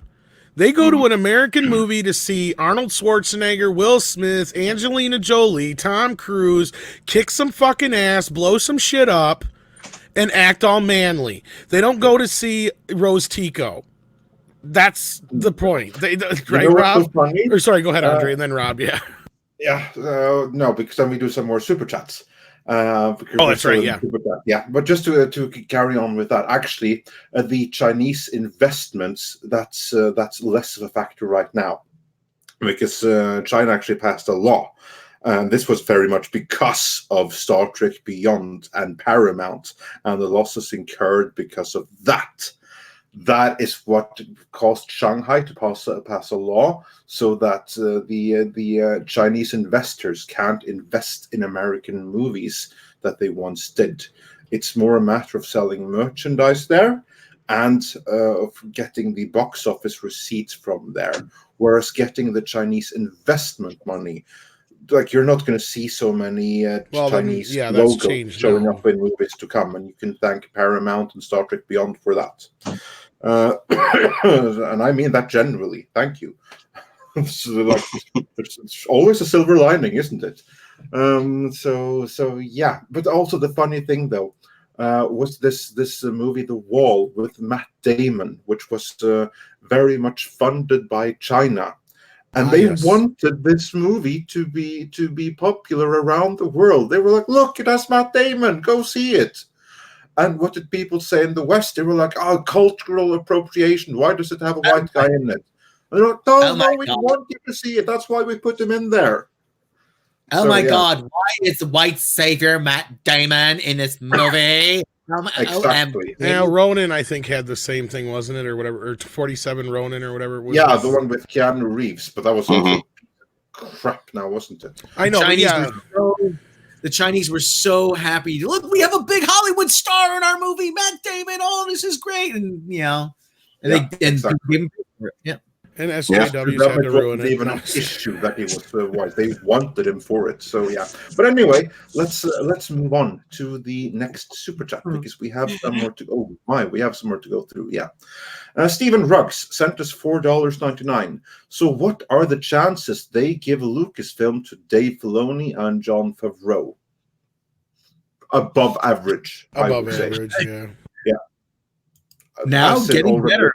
Deal, I would add to it. Plus Michelle Rejwan. Let's not forget Michelle Rejwan. Michelle Rejwan's gonna be like, I'm here too. Don't forget about me, guys. Yeah. Go get me coffee. Stephen, anything you want to add to that? No, I'd like some coffee. Well, yeah, as we said earlier, just remember that Michelle Rejwan is one of JJ's. He's actually JJ's former assistant, isn't she? Well, assistant is pushing. She probably started out as his assistant, but but that's still pretty in her own right. Now, we have no reason to doubt that. My point is that she'd be pretty close to JJ, so that was Yeah, she's going to be very close to JJ. She's going to be kind of like George Lucas installed Kathleen Kennedy. JJ installed Michelle Rejwan. However, we have no reason to think that she's not good in her own right. She can be very good. So I don't think that she's going to do the mistakes that Kathleen Kennedy has done. So I'm not worried about that, not in the slightest. She has given us no cause for concern, really. Moving on. Dr. Franklin Anderson sent us $5. Off topic. Oh, you sure about that? Okay. Before Spidey returned to MCU, you planned a bit about what elements Sony could use in their third Holland film. Can you talk about that? I don't want to devote too much time to it in the middle of a Star Wars video, but basically what they could do is that they could follow, without the MCU, they could take Spider-Man back and they could follow up the same story where his identity has been blown, but they couldn't use any MCU elements. So they couldn't use any costumes associated with the MCU. So the Spider-Man costume would be out. That he ever had anything to do with Tony Stark, that had to be out. He could have been mentored by some other rich philanthropist who is now dead, but it couldn't have been Tony Stark. And likewise, any of the cast that was associated with the MCU, because here's like the thing, some of the cast that were associated with the MCU could no longer be in the movie. They would be locked up, or their versions of the characters would be locked up. They couldn't use the villains that were in the MCU. They couldn't use Mysterio anymore because that's MCU Mysterio. So if they were to do any flashbacks, that they would have to use their own alternate Mysterio. Again, that's the whole reason why you have like this mismatch of characters, of different characters' names and traits, that they created new characters so that they could use the original ones in their own movies, because otherwise they would be locked up, frozen for a time. So really, they couldn't do much. They couldn't do much at all. It would be completely different. You'd still have Tom Holland, and you'd still have Marissa Tomei as Aunt May, and you may have one or two of the other actors. But other than that, it would be a complete reboot with only passing similarities story-wise to what happened before. So yeah, and then let's get back onto topic. Christian Osier, I think, sent us $2 saying, wanted to see Kylo freeze Palp's lightning midair. Yeah, that would have been cool to see, wasn't it? I love that sequence in The Force Awakens. I thought that was really cool. I know it was stupid, but I thought it was cool seeing him like freeze that jet laser blast midair. That opening with Force lightning. That opening sequence with Kylo Ren in The Force Awakens was great. I mean, okay, I don't think we've ever seen that Force power used per se previously, but that's how you introduce something. It wasn't something major, but it was impactful. It really gave you an idea of his presence, of where the character could have been, and like my son enjoyed Kylo Ren in The Force Awakens, and Force Awakens. Yeah, he was good. It's just a shame in the intro, at least. In the intro, right? But by the end, I mean, it's a little. You really do kill your own villain when he gets bested by a newbie holding a lightsaber for the first time. Killed him the moment he took off his mask. Yeah, I would agree with that. But but I mean, that's the way you do it. That's the way you introduce a good Force power. And yeah, I would have loved to have seen him do that with Force lightning as well. So some kind of a deflection or something like Yoda used in Revenge of the Sith. I thought that would have been cool. Yeah, and I know that there were some people that had problems with using the Force for that. I think that they have bigger things to worry about right now. Mm-hmm. Yeah. And then Jago sent us £5 saying JJ made and leaked the Reddit post to make himself look good.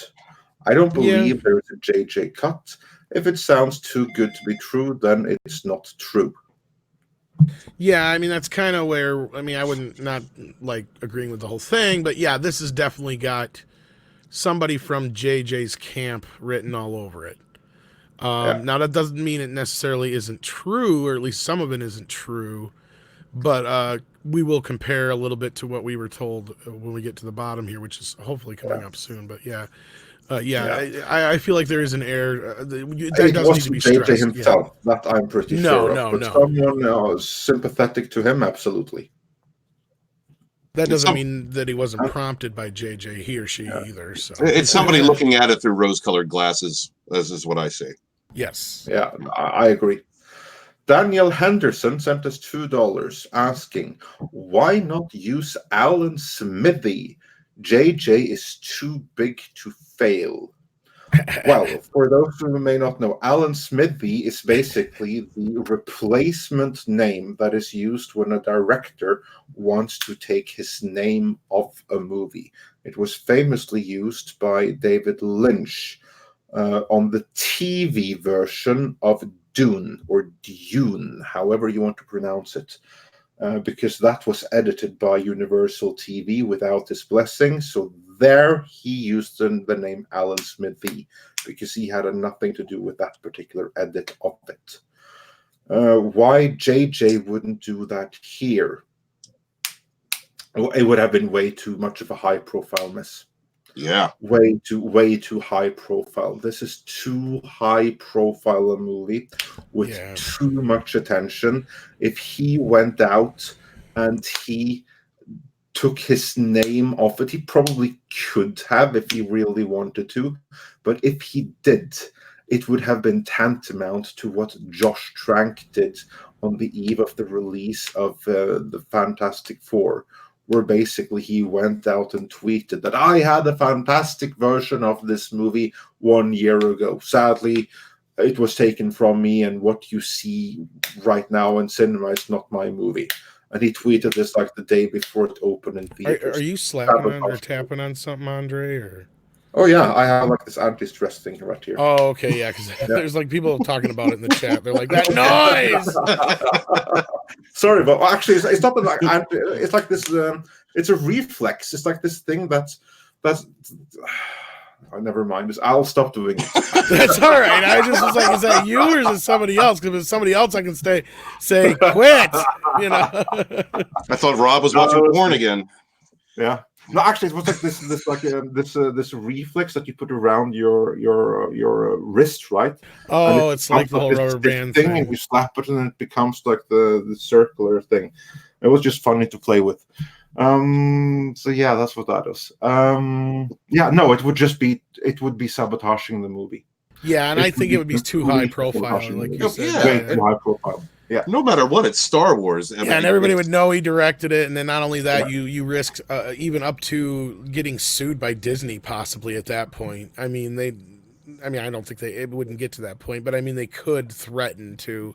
If he tried, they could look at it themselves as him trying to sabotage the film. It would be publicly trying to depreciate the film. Yeah, he would depreciate himself in the eyes of the industry because it would be the most illoyal thing he could possibly do.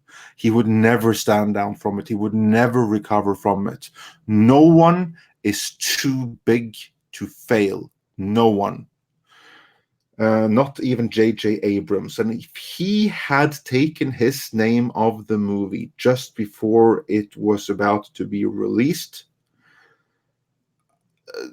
Warner might even have wanted out of the $500 million deal that they signed. Yeah, so it'd be counterproductive to what is being said here, even if you want to take it from the JJ perspective. And Earth Comics now knows what I'm going to get you for your, or at least let me know what I'm going to get you for your birthday. I'm getting you a fidget spinner, so they're quieter. That's actually not a bad idea. My kid's got about 1,000 of them, so I don't think that'd be a problem. Yeah. If someone wants to send any more fidget spinners or something like that, we have a PO address. Yes, we do. But then I'd have to send them to you. So yeah, but still, I was gonna say it's probably cheaper for me to buy it over there from one of the Amazons, from like the Amazon over there, and have it sent to you than it would be. I don't know. I don't think you've seen Norwegian price levels. Well, just because of the shipping and handling, you'd be. It's not very. Yeah. Anyway, maybe more than the fidget spinner was, is my point. Yeah. Moving on, Fluffy Panda also sent us $2. Disney Fubar Rise of Skywalker, but JJ did make this pie with the Force Awakens.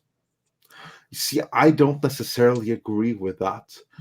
I think that he's unfairly being blamed for The Force Awakens. On The Force Awakens, he had a very clear mandate from both Bob Iger and from Kathleen Kennedy of what he was supposed to do. He didn't have freedom to make that movie.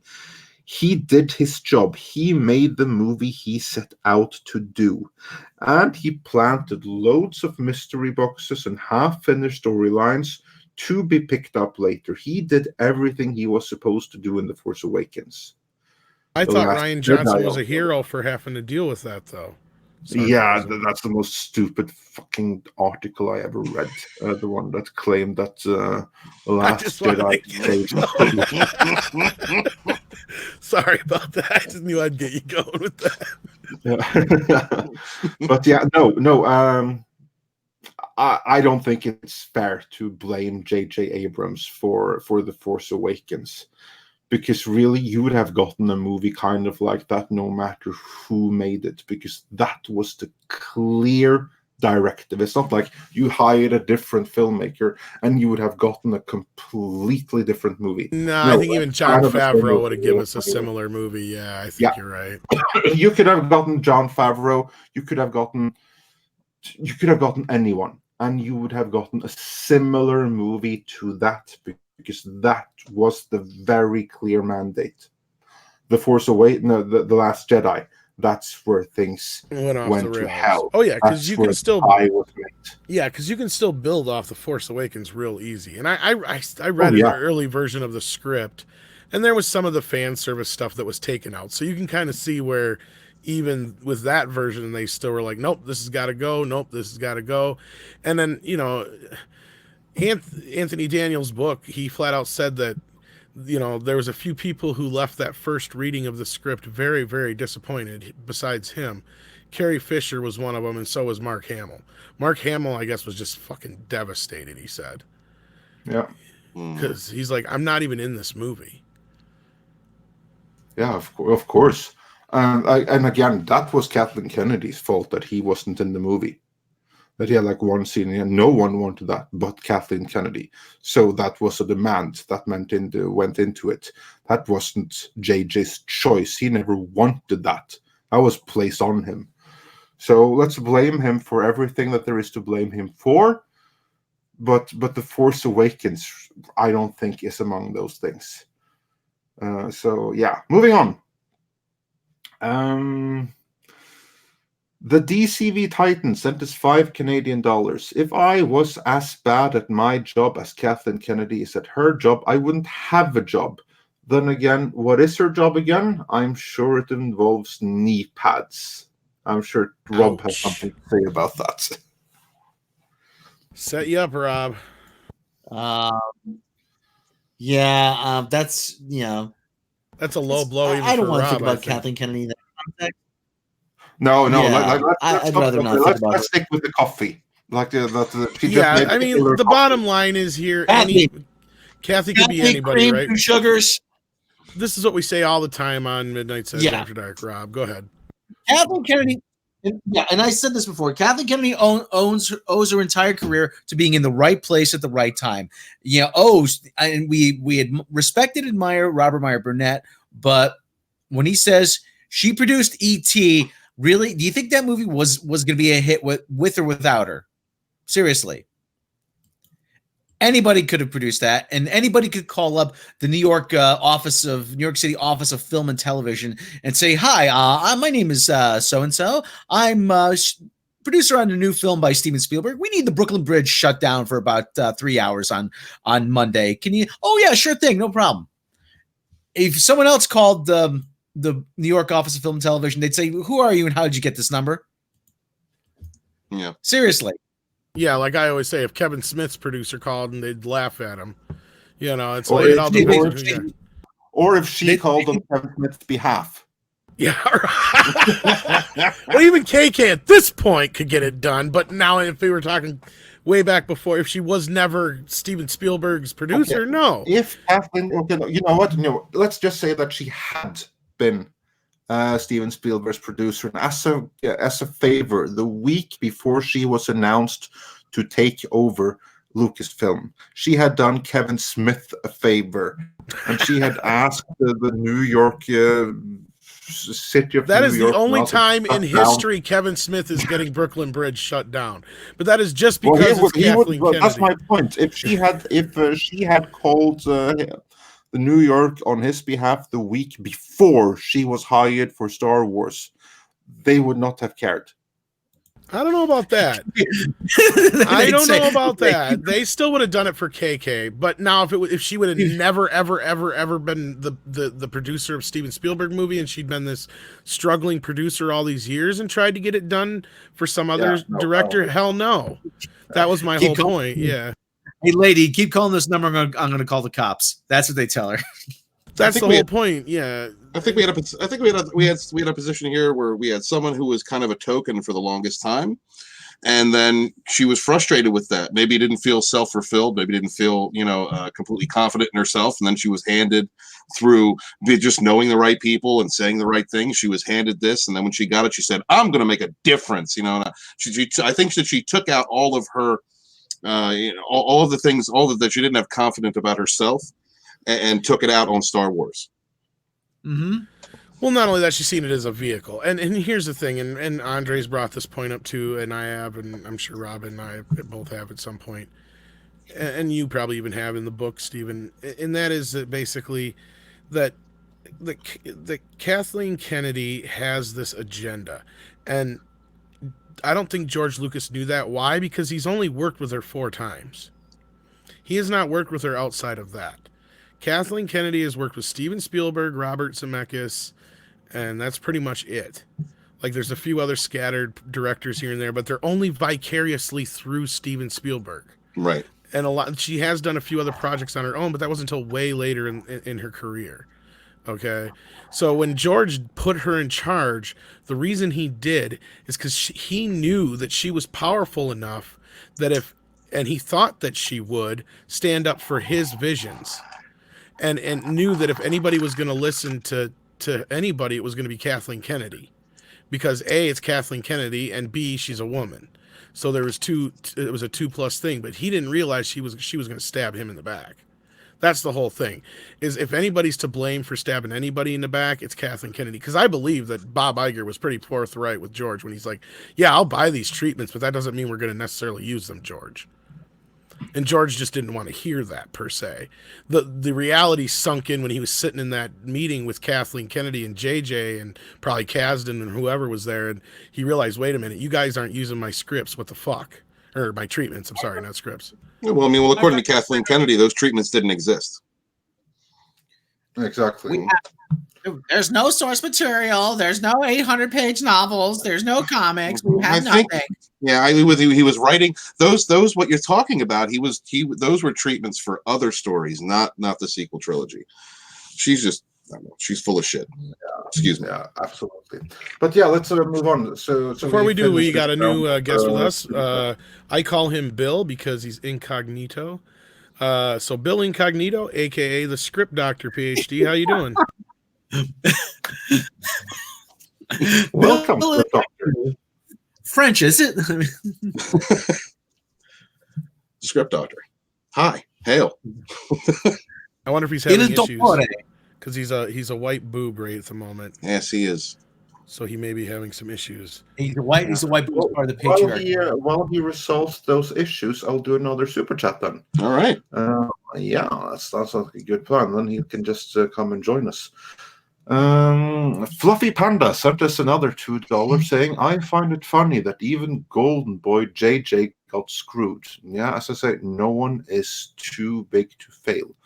Modelicious also sent us $2 saying, "Disney had been mauled by panda bears." Somebody got my joke.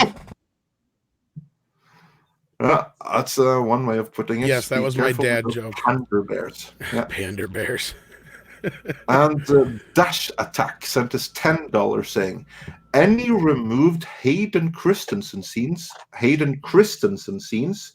was to the detriment of the film. Star Wars and the Skywalker story is at its core tied to him. You know what? I'm inclined to agree that removing him, it may have benefited the movie, but it certainly did not benefit the saga. And item 69 sent us $10 saying, I must go, but thanks for your time and effort with the stream and chat. Lots of good comments. Yes, you probably don't hear this since you've gone already, but thanks for joining us. And thanks to everyone in the chat, but just keep staying because we're not going anywhere. Just going to refresh and see if there have come any more super chats since that. I gotta say the Panda Bears joke, and I love that somebody got that. And Stig Kenobi, anybody who knows him, and if that person who super chatted back, he would totally appreciate that joke. So Stig Kenobi, of course, is a regular on with us on Mario or Shenanigans on Mary's channel. So yeah. And he's a fellow Norwegian, by the way. Is he? Oh, yes. There we go. Then there are a couple of Norwegians in the Midnight Search communities. He has a very wry sense of humor. We tend to excel at that. We and the British. Rude Artist sent us $9.99. Maybe we can't blame JJ for Force Awakens, but we can blame him for Rian Johnson for not agreeing to do the whole trilogy. If Peter Jackson could do it twice, JJ could have. You know what? Yeah, I think that Star Wars would have been in a much better shape if JJ had done the whole trilogy. Hard to disagree with that. And Charles Klimoshin sent us $4.99 saying, has Rain J ever defined in a post The Last Jedi interview the plot directions and threads he left for JJ to pick up? Where did he expect episode 9 to head? I have a thought about that. I think that he didn't care. I think he didn't give a flying fuck about what happened next. I think he was like, I made my story, I told my vision, what happens next, not my problem. There's going to be an episode 9? Probably what he thought. He thought there's going to be an episode 9? Or he thought no one is going to steal my sunshine or steal my thunder or whatever. I think that's one of the most selfish things ever done on film is what he did in The Last Jedi when he closed all storylines. Oh yeah, no, all kidding aside, you're right. I agree completely. It's preposterous. It'll go down in history as one of the most notorious movies ever. I mean, if you look at the way that he's spoken in the media, on social media, as far as The Last Jedi is concerned, you can tell that there is an air of arrogance and from Rian Johnson, and that I think he enjoys controversy. He enjoys creating the distress, and I think he did exactly what he sought out to do. He wanted to make a movie that was divisive and that would hurt people, and he did it. And his mission's accomplished. Well done. I gotta say, Frankie said Rian Johnson is the guy in the story circle who says the end when there's still 3 guys left to go. Right. Yeah, that's literally what happened. That's literally what happened. I was saying. There's an episode 9? What? No, this ends with me.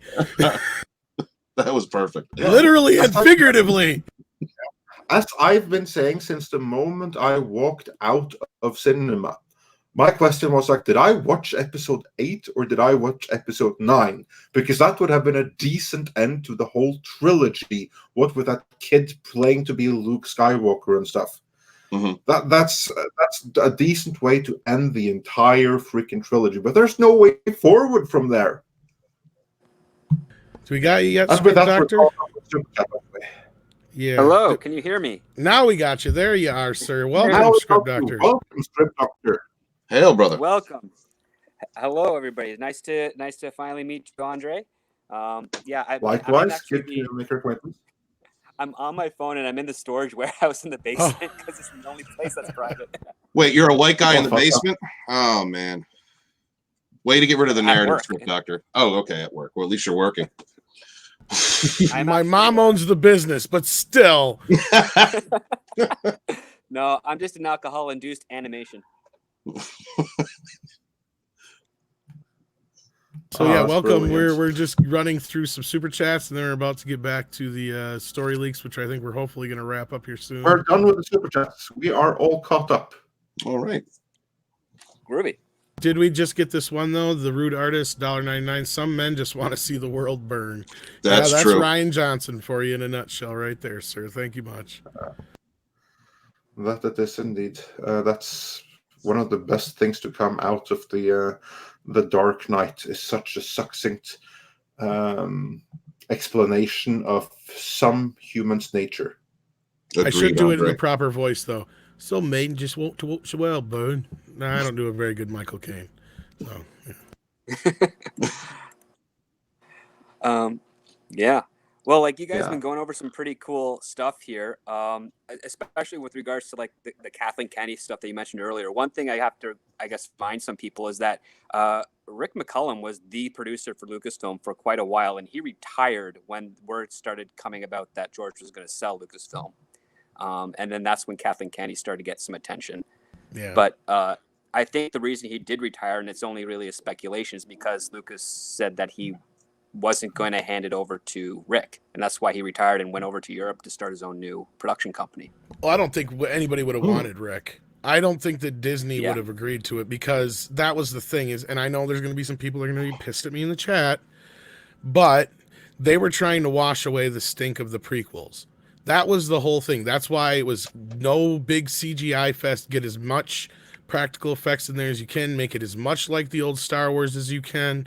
Anything that has nothing to do with Jar Jar Binks, do it.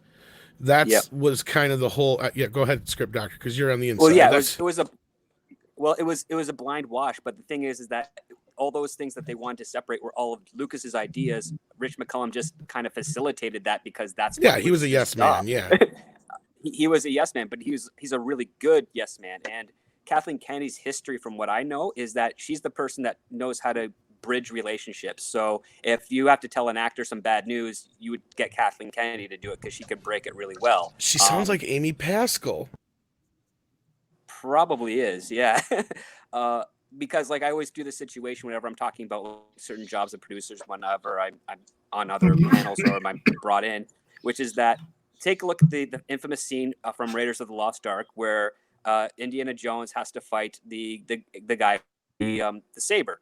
But Harrison Ford was sick that day, so he just suggested, let me just shoot him.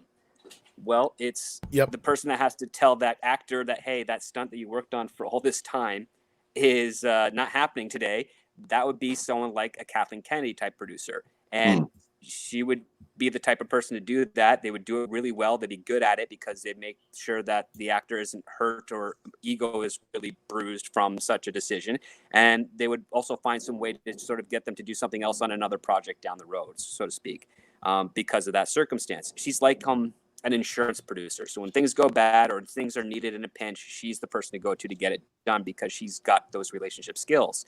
She's not really known to be as a creative producer, which is unfortunately what ended up happening when she was made president of Lucasfilm. And now we see the evidence of it.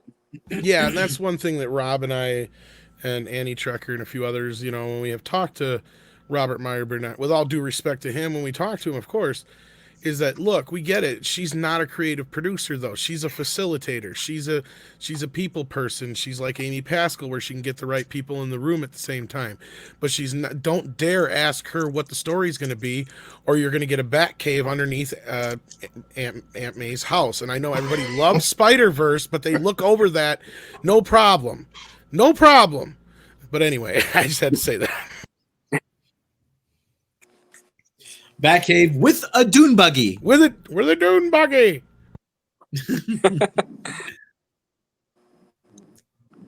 Okay. Exactly. And there's value to being a producer that can do that, which I that's why I don't despise her, because I just think she's a decent producer in that regard, put in the wrong position, just outside of her wheelhouse. Well, nobody hates her. That's the thing. Yeah. Oh, no, don't worry. I'll despise her enough for everybody on the panel. Well, so let's be fair and honest here. No, it's not that anybody hates her. We're just telling her that she's not the lady for the job. You know what I mean? And there's a lot of people who agree with us. That's all. I mean, the fact there's a lot of trolls who will say, "Oh, all you do is hate on KK and so and so and so and so." It's not anything about hate. We don't hate them personally. It's not like we're sending them death threats or anything like that. Like Raylos. But the thing is, but in a professional capacity, she does not fit the position she is in. This is a position where she has to serve in a creative function. Right. And she has to be the one that says, she has to be the one to read the script and say, okay, you know what? I think this guy would be perfect to direct this movie. You know what? Maybe this isn't the direction to go. This needs to be, you got some good ideas here, but I think we need to bring in so-and-so for a rewrite. Oh, man, we lost script doctor. He'll probably be back, hopefully. And, but yeah, they need to be able to steer the ship like a Kevin Feige. I know we keep bringing him up, and everybody says we have a love fest with Kevin Feige, but no, he's the perfect example. Yeah. That's the problem. He's too much of a perfect example. Yeah. Kevin Feige is not afraid to tell someone, you know what, you're the wrong person for this project. I'm sorry, but we have a whole documentary about Ant-Man and that whole ordeal. Yeah. And you finish that documentary hopefully feeling like, there was no real choice but for everybody to walk away from the situation at hand. I mean, even it doesn't feel like there was any hard feelings involved with it. It just, at that time, there was no way they were going to be able to make that movie. And I think everybody's rightfully and being smart in the situation said, you know what, let's just not do this, and they went a different direction. So. Yeah, it was what it was. The problem with Kathleen Kennedy is that she's an ideologist. Mm-hmm. She wanted to enlighten the world with her ideo-political message. And no one knew in advance. George Lucas, I don't think he knew. He did not know that she was this crazy political ideologist when he appointed her. He did not know that she was going to use Star Wars as a means to promote her personal politics. And I don't think that Iger knew. She snuck it in there. And then he looked away in the movie where she really went all in with the help of Rian Johnson, and then it was too late. Andre is going to love my Last Jedi chapter.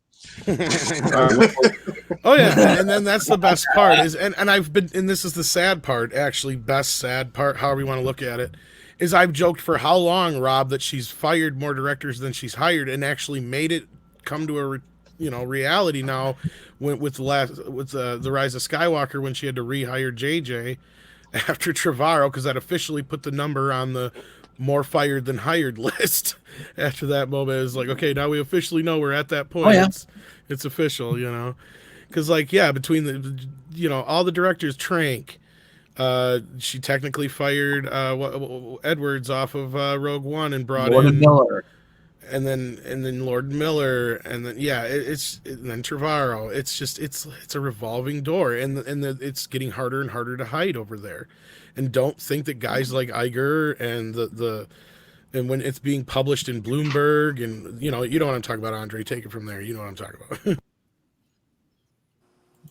Yeah, basically they cannot hide it anymore because now it's getting so much press. Of course, what doesn't help though is that.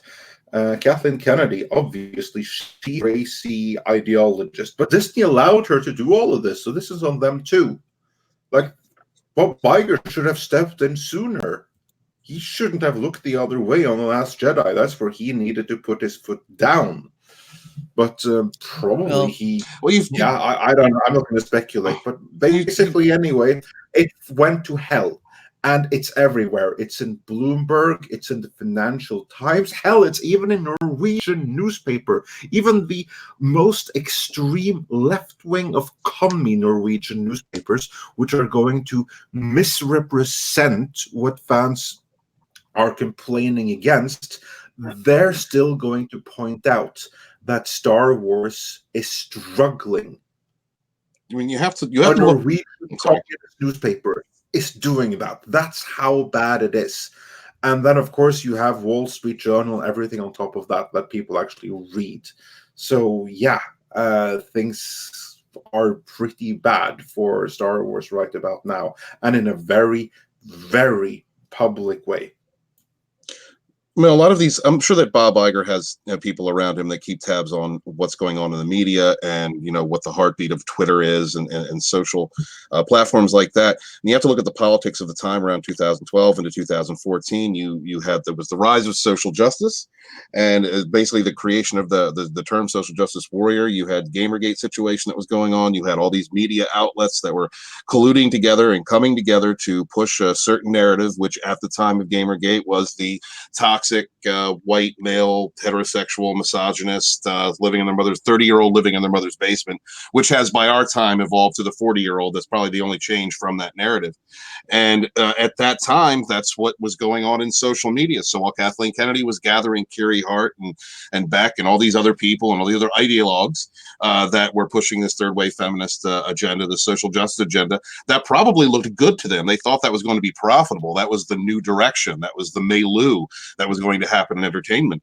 And as we have seen, the terms like get woke, go broke have become more relevant, that is not what the fandoms actually think. That the blue check marks on Twitter are not what is not the heartbeat of the fandoms themselves. Those are just the loudest people trying to make as much noise as they can. That is the actual small vocal minority. So at the time when Kennedy was assembling this and going into TFA, I'm pretty sure that the people that were chirping into Bob Iger's ear about what was going on were saying, yeah, this is the direction we need to go in. And now by this time, he's discovered, by Solo, he discovered that was not the direction that they needed to be going in, and that it had shattered the fandom and the confidence of not only the investors, but the fans in the product that they were being given. All right. No. Yeah, I am inclined to agree, and I think there's more to it than that. I just want to ask Script Doctor. Script Doctor with us again? Yes, Script Doctor. Does this Lucasfilm story group still exist in the form we know it? As far as I've heard, yeah, it still does. I don't think it's going to be changing anytime soon because the whole season has kind of just restarted now in Hollywood. And my emails have been flooding in with all the potential assistant and job offers that are out there. And there's nothing Lucasfilm that's come my way. So it looks like they're keeping everybody as they are for the foreseeable future. Do they actually I keep saying nobody knows, nobody can tell me what exactly they can do. And as far as I can tell, they're probably just going to be doing the same exact thing. These are kids fresh out of college, have no writing credits to their name, and people that Kathleen Kennedy could easily mold and shape into her little ideologues. There's a lot of that's been happening in Hollywood for years as it is. The weird part is that it's the colleges and how they teach that's changed. And that's why we're getting some of the stuff that we're getting right now. I mean, I'm part of the last generation of college students that started with internships and worked our way around that was taught to be kind of apolitical with the storytelling, be universal, try and hit as many people's backgrounds and identities and experiences as you can of scale so that you can have anyone in any audience that train your goal. And then they cited movies like Star Wars as an example of that. But today there's a lot more politics, it seems like, and especially in the Western colleges. And it's shaping and affecting. It's just really weird. I mean, can we the worst? Yeah, go right ahead. My phone's heating up, so I only have a few more minutes. All right. Can we point to actually anything that the Lucasfilm story group has done? I mean, because I don't see. Kiri Hart was the one that suggested. She was the one that really hired Rian Johnson. What have they actually done, though? The comics. That's all they do. The storylines for the comics. The comics and the comics are actually quite poor.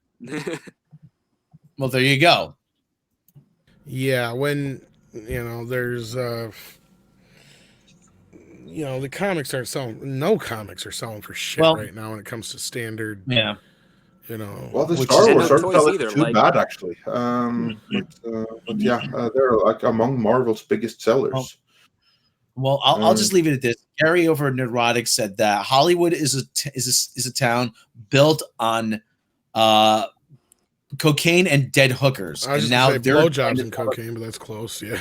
Yeah. Well, blowjobs, cocaine, and dead hookers, and now they're the ones trying to tell us how to behave. So I mean, so there you go.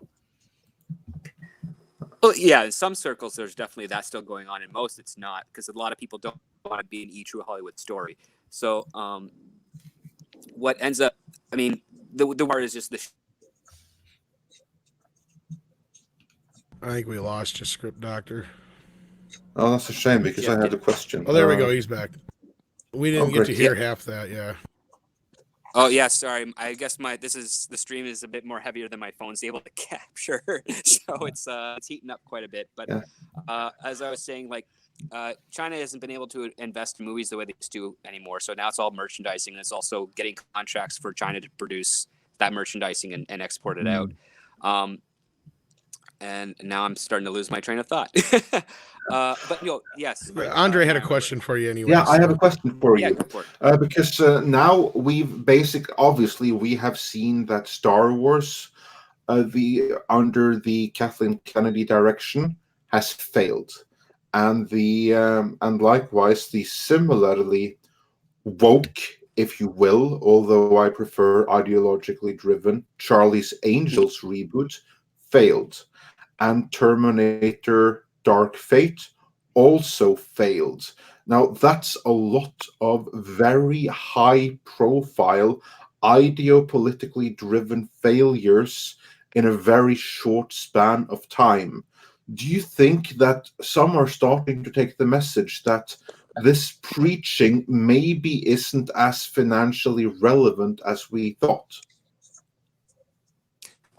Well, from my experience, that impression has been around for a few years. The problem is that there's a lot of people in my position and also younger producers that are so desperate just to get their product sold that they start pushing that as a means to sell.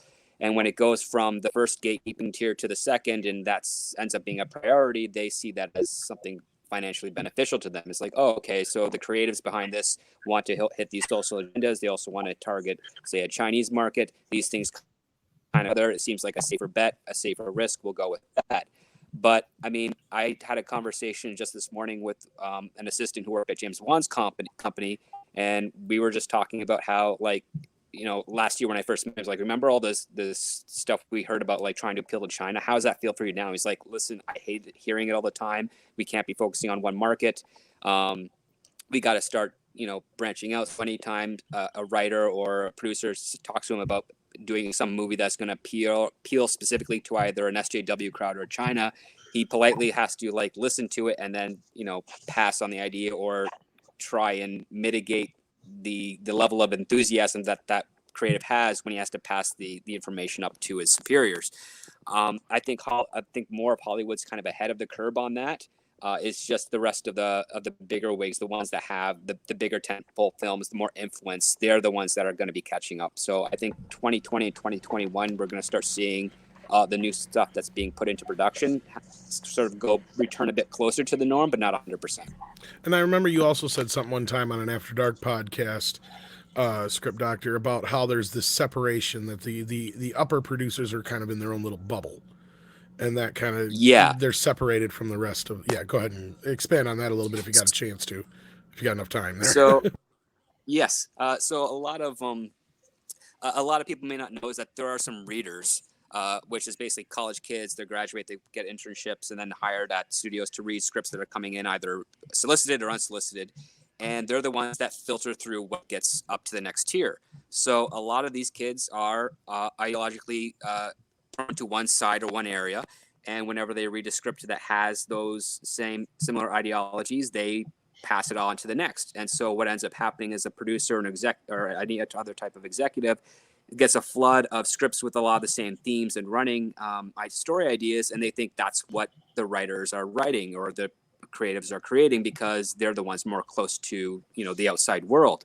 So it ends up being an inadvertent manipulation of the industry because they're only getting the stuff that appeals to a certain political ideology or a certain representation type of piece that they think the audience wants, because all these writers are pushing it through. But what they don't see is the rejection pile, which might be a bit more traditional, universally applicable stories, because they don't fit the reader's terms. So if a head producer is only getting all these SJW type scripts and they're saying this is what's probably going to be selling, they're then going to make assignment work saying, hey, we want more SJW type scripts because this is what we're getting in from the solicited side of things. If we can create something more in-house, more fitted to our brand, let's go that way. And we've been seeing that happen over the last years. Yeah. It basically, that's a really interesting point of view. Yeah. My God, I've never thought about that, but yeah, that makes complete sense. So they're basically being tricked by the people that they've stupidly put as gatekeepers. Pretty much. That's the way I take it too. Yeah. Go ahead. Sorry, script doctor, you're cutting out there. Sorry. Yeah. So I'm probably going to be breaking up. So I'll say this thing and then I'll have to jump off. So yeah. So when this education system promotes these types of perspectives on their kids, and then they take it into their industry, it ends up altering the industry, especially one that requires outside creative input in order to make money and entertainment. So we have seen a byproduct of some mismanaging of our own education systems. That's kind of where we got into this situation. It's because the power of greed in Hollywood is always going to be pervasive. So if they're seeing something that looks like it's going to make them a lot of money because that's what they suspect the audience is demanding for, that's the direction they're going to go. But now we've seen the first time in Hollywood's entire existence of them not getting the right information because the people they put at the front lines to screen this stuff are letting in trash as opposed to letting in the quality. And that has to do with the fact that they haven't been educated into the difference between trash and quality and political idealism and just universal storytelling. Well said. And so with that, my phone is probably going to catch fire, so I'm going to jump off. Thank you so much, sir. We appreciate you stopping thanks by. for joining us. Do come back and join anytime. You're most welcome. Thank you. So I will probably be able to surf the internet a little bit later today when I get onto my computer. But thanks so much for having me, guys. Andre, a pleasure to meet you as always. Stephen, good talking to you again. You too, Rob, sir. Tom, take care, and I will catch you later. Thanks so much. Look forward to speaking more with you. All right, now that was interesting. I like that guy. Yeah, I love Bill. That's his name. He doesn't have a name. So. It's a long story from when I was a kid. Yeah, but he's okay with it. So yeah. Oh, that's cool. He didn't say his name wasn't Bill. As long as he's okay with it. No, I know. Yeah, it's a long joke. Yeah. Let's see if we have any more super chats. Let's see. 1 second, and I'll get that while we. How much do we have left of the? I think the main thing that we need to really hit on, Rob. I don't know if you're still there because you said be right back. I don't know if you came back, so I'll bring it up here. We left off with the ghost stuff, didn't we? Yes. And we didn't really get into the toys much, but yeah, the toys thing. That one kind of struck me as funny because that November, the time period of when JJ would have seen that in the November cut, and he claims that Disney put that in there. That was one of the first clips they put online. So that, to me, sounds more like he's just trying to save face. I don't know if you guys wanted to comment on that real quick. Like if somebody's like coming to his defense here, that whole, it was all about the toys, and he didn't like the They Fly Now scene. Well, that sounds more like he's just trying to say, well, everybody else didn't like it, neither did I. But that is totally like a JJ scene. Like I do not buy. Totally JJ. I don't believe that at all. That sounds like the relatively petulant leaker being petulant. Yeah, to me. I would agree. Yeah. Yeah, that just stank of JJ to me when I saw it. And then to hear him say that, it's like, oh no, he's backtracking on that because he gave a shit about the toys. Because there's tons of Dio and Babu Frick toys, which we'll get into here shortly, and so don't tell me he doesn't get a cut of those. He does the voice of Dio for fuck's sake. Huge cut. So yeah, no, there are problems with this leak. For to be clear, this leaker, he does things to torpedo his own credibility, let's say. Yeah, and then Brado Jacko, who has a $2 super chat, which this will skip over a few, but I'll just say it now. We will get to the Finn Poe thing. That's at the very, very end. So don't worry about that. So okay, Rob, you back then?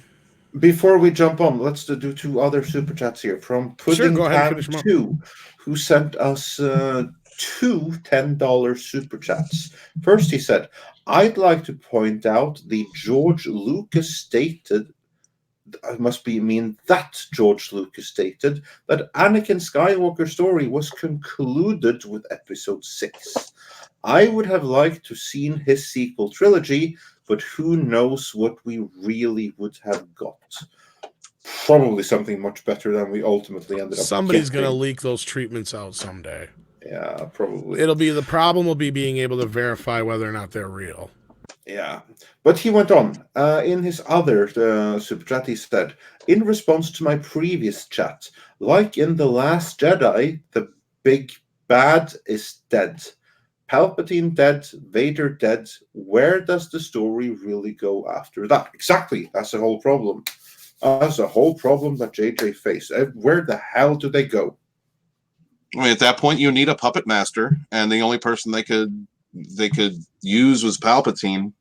Well, it wasn't the only one, but he was the one that Bob Iger thought was commercially viable. Well, no, you're right. It wasn't the only one, but it was. What I mean by that is, it was the only one that general audiences will be able to grasp onto and reference to. Yeah, this is true. Yeah, this is true. And Robert Montoya just sends us $8. No comment, but thank you. Hail, Robert. Thank you so much.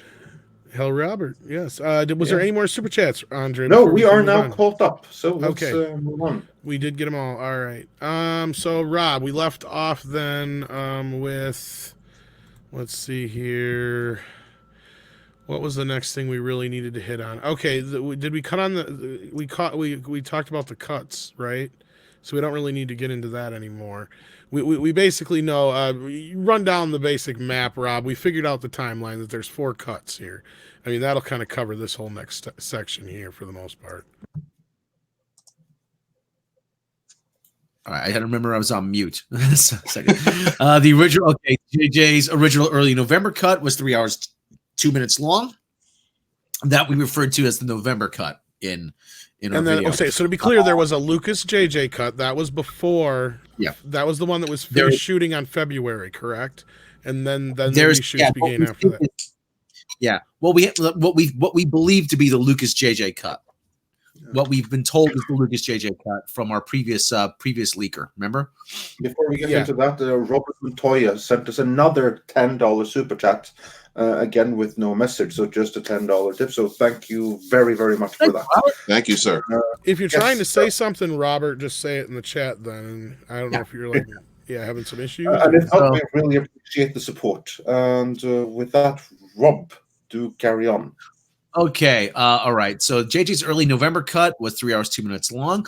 January, JJ suggested they turn this into 2 films. Source says, told him this well before Terrio mentioned it in an interview a couple days ago when Disney said no, JJ was content with making this 3 hours long. Over the period of 9 months, JJ started realizing that one by one his ideas and whole scenes were being thrown out the window or entirely altered by people who have no business meddling with the creatives. Kathleen Kennedy. That's me saying that. They were not on the same page when it came to creative decisions, and it became obvious that Disney had an agenda. And in addition to wanting to please shareholders, Disney could afford messing up 9 for the sake of the bigger picture when it came to protecting things unrelated to 9. Okay, to me that seems a bit. That's hyperbolic. Yeah, that sounds hyperbolic. I'm not buying that. A bad movie damages the whole Star Wars brand. I mean, really. Right. The cut JJ eventually and hesitantly agreed to in early December was 2 hours 37 minutes long. It wasn't the cut we saw, which he wouldn't have approved of, which is 2 hours 22 minutes long. Apart from Force Ghosts, There were other crucial and emotional scenes missing. The cut they released looked chopped and taped back together with weak Scotch tape, JJ's words. The movie opened with Rey's training. Her first scene with Rose was shortly after Rey damaged BB-8 during training. Yeah, this is stuff we can probably cut through. This is, yeah. Okay, yeah, Rose the joke, Kylo and Mustafar. Okay, a lot of this we go just over. the stuff we've went over in a lot of the leaks. So this is just minor cuts that were made to that version of the film. Let's see. The next big thing would be the Babu Frick thing. I think is the next big thing we should probably get to. Yeah, Babu Frick was nearly cut because some executives at Disney thought he would be the new Jar Jar. They are really surprised that people loved him this much. He was JJ's idea and was created in collaboration with some artists and puppeteers. Personality was all JJ. That sounds like it's so planted. Like JJ couldn't written it better. So. I have to make it seem like it's not me, but it's really me. There were a bunch of scenes where Rey and Kylo separately went through quiet moments of reflection to deal with what they were going through. On her part, her going through the realization that there's something sinister about her past, him going through regret and remorse, but trying to shut it out. My source says that go ahead. Yeah. Source says Kylo's scenes were especially amazing because of Adam Driver's performance and how he managed to portray the inner turmoil. Provided much more context, added deeper meaning to both his battle and with Rey and the final redemption arc at the end. It didn't happen so suddenly, and it was more structured than what we got. It had to have been because the whole turning, the whole Ben Solo going from Kylo Ren was so fast. You didn't have any time to really get to know Ben Solo apart from the Kylo Ren aspect of his character. So I would hope that that's true.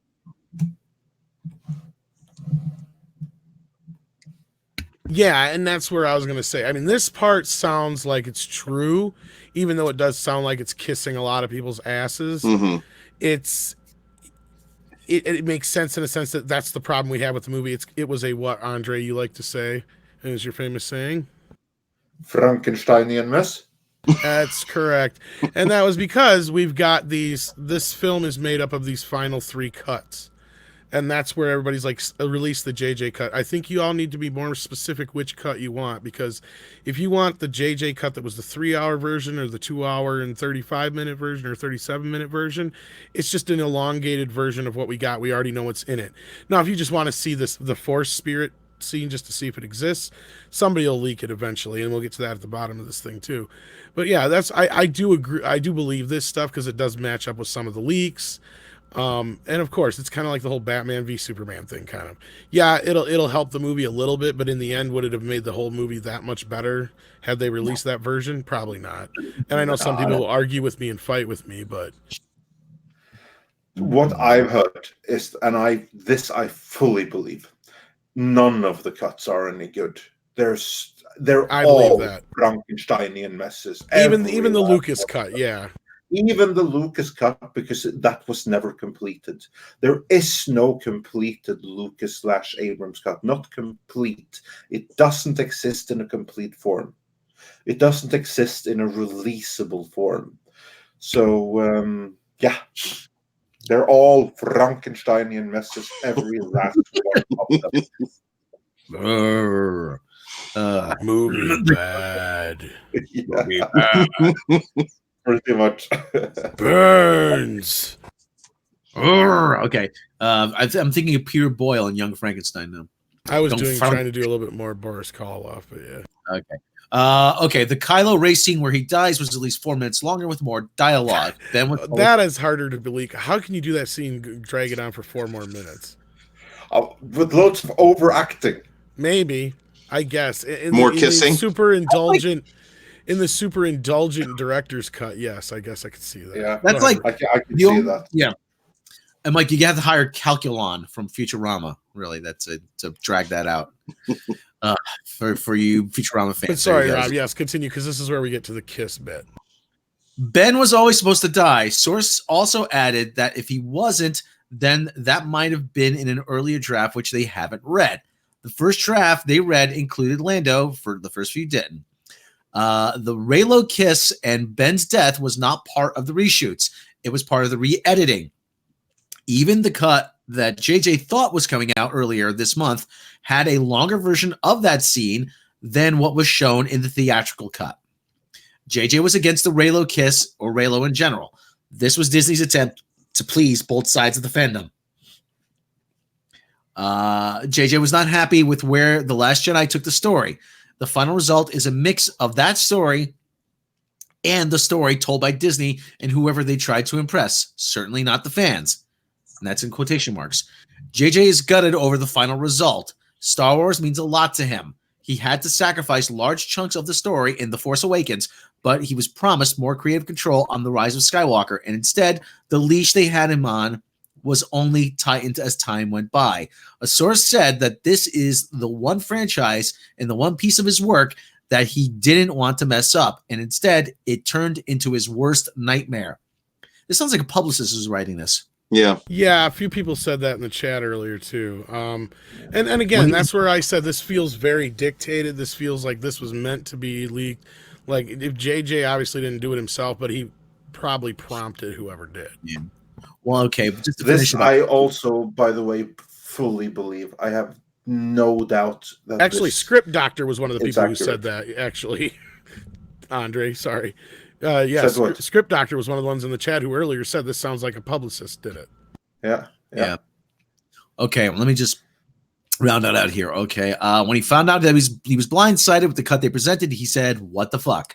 When Kylo was fighting the Knights of Ren at the end, and the Williams music that was used for it was not what he wanted at all, he seemed to think it was out of place. JJ's cut still exists and will always exist, quote unquote. We will most likely never see it unless, quote unquote, someone accidentally leaks it. Okay, and then he has an edit here where he talks about the Finn Poe thing.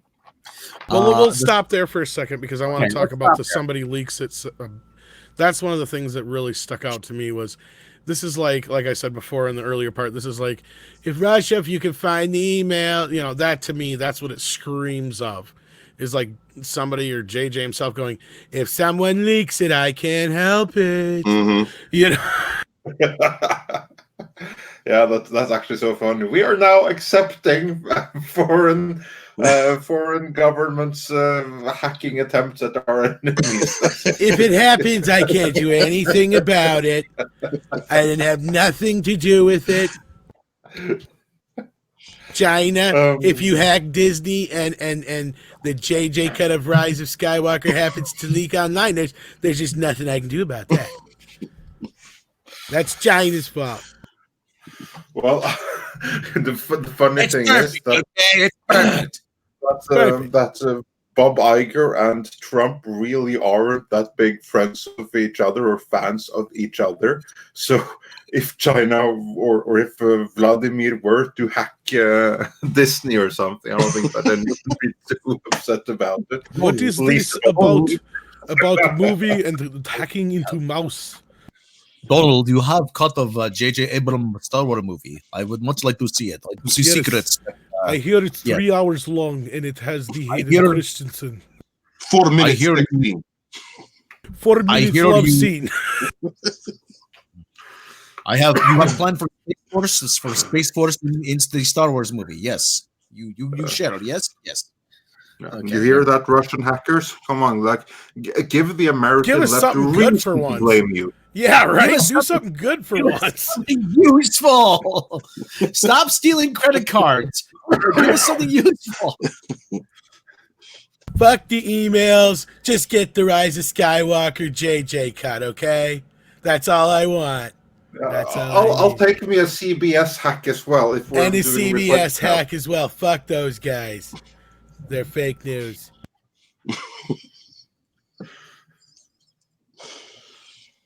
Oh yeah, Russia is listening.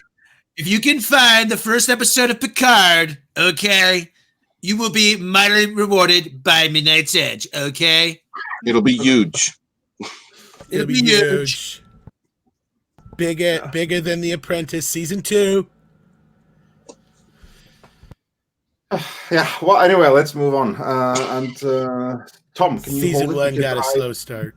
I have some other matters to attend, and it's starting to get pretty late here. So yeah, we were trying to get to the end of this, and we are at the end of this now. So I guess if you have to leave, Andre, go ahead and say your toodaloos.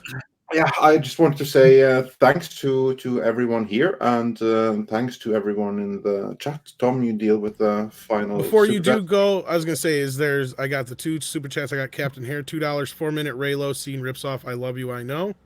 Yeah, probably. Yeah, pretty much. And then Sporking News Podcast, $2. Which JJ friend could have posted these leaks? Oh, it was Goldsman. It was Akiva Goldsman. You think maybe it's Alex Kurtzman?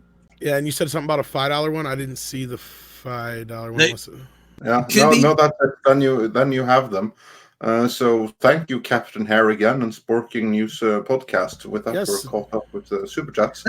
And thanks to everyone in the chat. But I have to be leaving, but you just stay, because Tom and Rob and Stephen Walton are still going to be here. So just stay and we're pretty much done. But we got this last bit, which is something that was asked about in the super chat from earlier.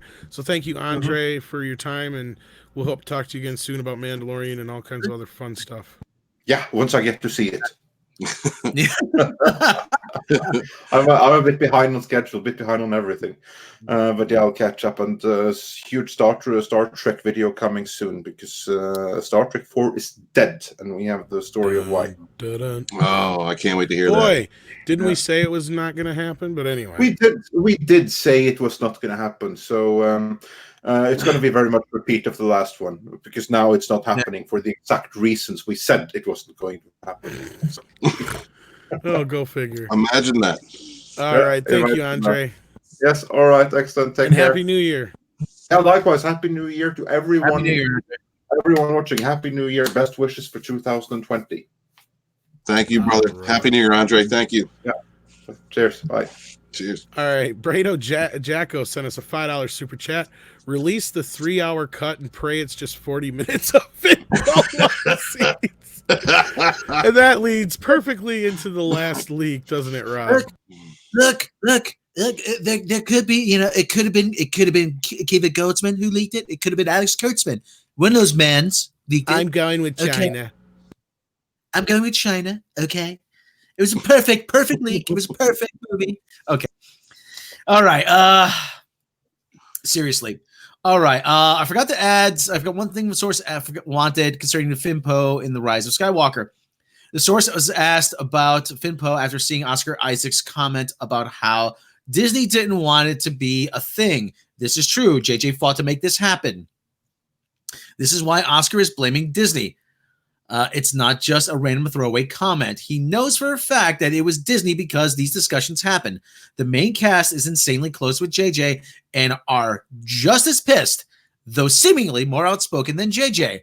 During The Force Awakens, Disney was hesitant to hire John Boyega because a woman was front and center. So they deemed that risky enough. So bringing a male lead who's black made them nervous. Uh-oh. Dave Chappelle, what do you think of that? About that? I can handle a lightsaber better than any white guy. Give me a fucking lightsaber. JJ fought to make that happen for about 9 months before getting approval. The same issue came up when JJ fought to have Finn and Poe in The Rise of Skywalker, but he lost that battle as he lost many creative battles for this film. Many people, JJ included, came to realization during this production that the story really is told by the shareholders and investors instead of the creatives or anyone at Disney specifically. Disney done had a stupid out of me. Yes. He tried to make a lot of things happen and was shut down because of this. They had him on a leash, and many blame The Last Jedi for the restrictive creative approach. I mean, it's well known that the accountants and the shareholders and and one thing we didn't really talk about was the kiss either. We kind of glossed over that because we had to say goodbye to Andre. But that's fine. These two topics are similar because they're two of the things that were fan created, and this is something. So what they're saying is that JJ wanted the Finn and Poe gay relationship to happen. Yeah, that's what it looks like, and I think here he's just going for woke points. I think he's going for woke points. But you know something? you know something? If the story centered around Finn and Poe, just two guys on an adventure, not that kind of adventure. Yeah, I think it would have been a different movie. I can't quit you. Not there's anything wrong with that. Are we going on our fishing trip or not? So Brokeback Falcon could have been a thing. That's right. He knew where I was going with that. Exactly. Yeah. So yeah, but the scenes that Finn and Poe were together, actually, they worked very well. And I can't remember who made it the original point, but I was on like 2 or 3 different podcasts in the last few days talking about this. It was either like Drunk 3PO or John Talks or whoever else. I can throw names out there to plug their channels anyway, at least. They brought up, this is something that they would have done had they not had to cut it out, and you can't have it in there because it's a part of the story, and if you cut it, you can't cut it out in other countries. It's easy to cut out, like the little lesbian kiss that was at the end there, because it's gone, no big deal, you don't even notice it's gone. Mm-hmm. But it's a little harder to cut out something like a Finn Poe relationship if it was in the movie. So that makes sense. That was never going to happen. Never going to happen. And I know everybody's like, well, that doesn't make sense. Hollywood's woke. I said I brought it up many, many times before. I've said it and people don't believe me, but it's probably true. The only reason I can see why Sue Storm is white in the Fantastic Four reboot is because there's no way that other countries and the Midwest and certain other places were going to accept a black and white couple on screen as a lead at that time yet in a comic book movie. And that was the same kind of thing you're getting here with the gay thing on screen. And because otherwise, what difference would it make if you would have just had Sue Storm be black? It makes no sense to make her adopted and be white. Otherwise, it's just pointless. Oh my. And it just drags from the story. And as far as the Raylo, go ahead, Stephen. I didn't know you. So do you think that because in The Force Awakens, to me, naturally that story would have led to a relationship between? And Rey I think JJ wanted that. I think that's what JJ wanted, and he wanted his original thing was for Finn and Rey to get together because he's like totally jonesing for her through that whole movie, and he's always, "Where's Rey? Where's Rey? Where's Rey?" It's like. Right, and then he picks up the lightsaber and he goes to defend her, and so they were also insinuating he was going to be a Jedi, eventually. So I mean, by the end of the Force Awakens, I was thinking, okay, we're going to have a power couple here, a power Jedi couple with Rey and Finn, and then everything. Yeah, and this picture's up because we don't have a legally obtainable picture of the kiss. Oh, I think it looks better than the film. This is not some kid's art. Really, I thought that was from the film. Yeah, so I really did. I was going to ask which cut that was from. It's not blue enough to be in the movie, guys. Don't you see? It's too bright. There's not enough blue tint. So this would not be the Lucas cut. The film, but the movie looks like it was made by a 5-year-old anyway. So this is the JJ cut 2.506. This must be one of those 4 minutes. The other 4. But no, I mean, this Raylo thing, and the best thing about it is hearing those Raylos lose it. And then even more ironic is seeing, and then this is, I'm sure, going to be in its own chapter in your book, Stephen, when they go to attack with death threats, no less, J.J. Abrams. And these are the same people who went after us for how many years now? 2 years, saying, oh, you're just a bunch of racist, bigot man babies who live in your basement, and you chased Daisy Ridley off the internet because you're just nothing but sexist, misogynist, and you called Kelly Marie Tran racist names and drove her off the internet. And then we're coming to realize, well, that may not necessarily be the case, right? Well, I mean, I have a whole section. I have a whole section that's already written. I'm going to revise it before I start going into the editing for the next volumes, but it's Kathleen Kennedy's woke audience, and it has basically a bunch of screenshots and quotes and cuts of different statements that have been made by them, just like you said, calling us all these things after The Last Jedi. And now I get to follow that up with everything that they've been saying after The Rise of Skywalker. So it was actually the cherry on top of the shit sundae. No, I fucking hate Star Wars. 4 years. Yeah, Tim, go ahead. I'm still really a little fuzzy. I'm like, no, I hate Star. Are they pissed off that the idea of Raylo is not a thing, or that they're pissed that they got what they wanted for 2 seconds? got it taken away from them. And then to make matters worse, from their perspective, she took the name of the old white dude. Oh, there you go. Okay, all right. Oh my God, and that's worth death threats. It is in their eyes, but we're the toxic ones. And I said this last night. I'm like, well, if that makes us toxic, then them psychotic. I'll take toxic any day of the week over psychotic. So no doubt, man. Because I don't remember a single one of us. I don't think anybody. Nobody made a death threat. Yeah. And not only that, they're like, oh, I needed therapy after this. I cried for days. I haven't ate. Take pill. Some of them also had to say that they saw their licensed therapist, and that means that their advice was good, and they were imparting it to other people who were feeling the same way. Oh, good God, Gertie. Yeah, that's the thing. It's like, yeah, these are the same people who thought we were such man babies because we were actually being attacked by the director, mind you. Besides that, most of us were just griping about the movie itself. So, I mean, that's really the main thing that to take away from this, that, okay, we're the man baby toxic ones. All right, I'll take that any day of the week. If you Raylos are psychotic, you own that, that's fine. And I think they did with those tweets. Holy hell. I'm not going to get into those at this moment because we're running so far over, but yeah. Tim Riggs sent us a $9.99 super chat. Look, Iger invited Star Wars into the House of Mouse. JJ got it drunk.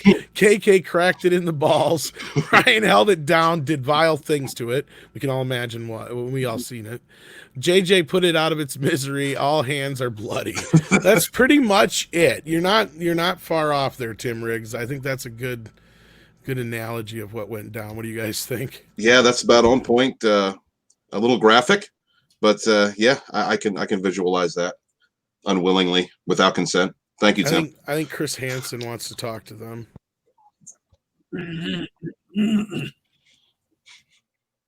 I guess that joke went nowhere. So okay, yeah, I thought Rob was going to pick up on it. Yeah. Hi, I'm Chris Hansen. Sorry. Let's talk, Disney. Sit down. I'm Chris Hansen. Where are you going? Where are you going? Why don't you have a seat? Yeah, have a seat. No. Come back. We want to talk to you. Yes, this is about Star Wars. I know. You promised. Yeah. You promised to bring. Yeah, where's the drugs you promised? Yeah, and the rope. And no, anyway. Brado Jackson, $2.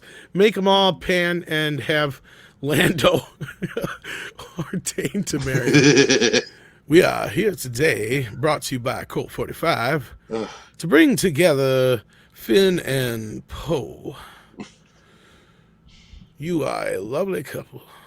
Yeah, when I think about Lando, man, all I think about is that last scene of him and Jaina in the Falcon. Well, let's go find out what your history is. Like, yeah, that's the other thing that was in the leaks. There were so many people who thought he was hitting on her.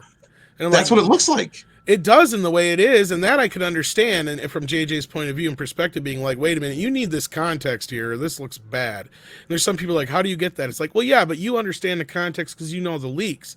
But if you stop and think about somebody who's never heard these leaks, it sounds like an old suave dude trying to hit on some young, fine chick.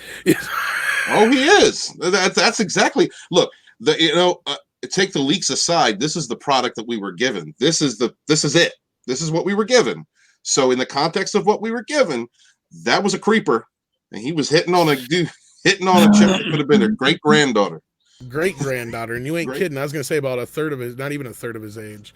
Yeah, I mean, if without the context of knowing that that's his daughter and he knows it, but it's more like, well, let's take a journey and find out. It's like his dad, somebody saying, well, let's go fishing and we'll talk about it kind of thing. Well, I mean, if we're going with the Solo context, he is pansexual. Does it matter if they're related? Ooh, I don't know if we want to go there. Okay. Just saying. Chris Hansen wants to talk to you now. No.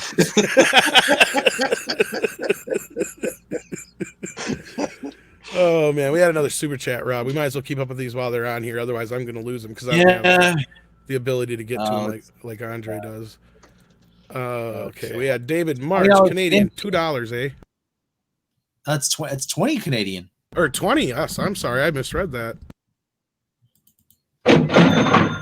Rey and Finn are separated in The Last Jedi to prevent the relationship, and Finn is made into an Uncle Tom character. Oh, that is one of the biggest problems I have with TLJ, besides what happened to the new characters, was how they did Finn so wrong. Yeah. You had a guy who had the balls to leave the New Order, and then you're going to have him turn into a little, like, I'm going to run away, I'm going to save Rey, I need to get her far away from this as possible, blah, blah, blah. That is the biggest cowardice thing I've ever seen anybody do, and that is so against his character. The Last Jedi undoes everything, has no respect for what came before it. Even The Force Awakens has Rian Johnson had no respect at all for anything that came before it. He was just trying to piss people off, and that's another way that he did it. Because when leading up to The Force Awakens, we were led to believe he's going to be a Jedi. I mean, even Sam Jackson said to him, "Hey, my black Jedi." Like, that's everybody thought that was the story arc we were going to have for Finn. And then him and Rey were going to be in a relationship. And then out of The Last Jedi, we get Reylo. And we get him, Finn running around chasing with Rose Tico, and all that side story nonsense. Finn could have been one of the coolest characters ever made in Star Wars. We had never had a character that had a former stormtrooper who had left. I mean, we did in the Clone Wars kind of, but right, but not in the movies saga. Proper though. Right, you didn't have the ability to be able to explore what it was like to be one of those characters. The last Black Jedi we had was Mace Windu, and I think everybody likes Mace Windu. So I mean, you had a lot of good energy leading into that character. I mean, I think John Boyega was done wrong, and I think he feels that, and that's why he's going off. I was just going to bring that up. I mean, look at his tweets, look at his interviews, look at the way he's acting. I think he knows something, and I think as soon as the NDAs dry up, there's going to be some very interesting stories told. Oh, so do I. And you think that everybody's saying Doomcock was right now and all that kind of stuff, just wait till those stories come out. Tim Riggs sent us another $1.99 super chat.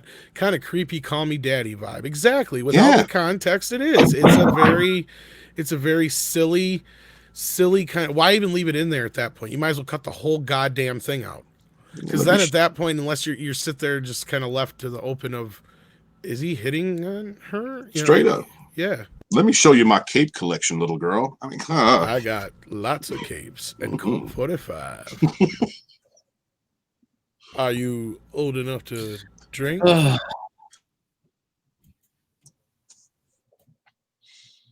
don't know. Maybe it was part of that 4 minutes.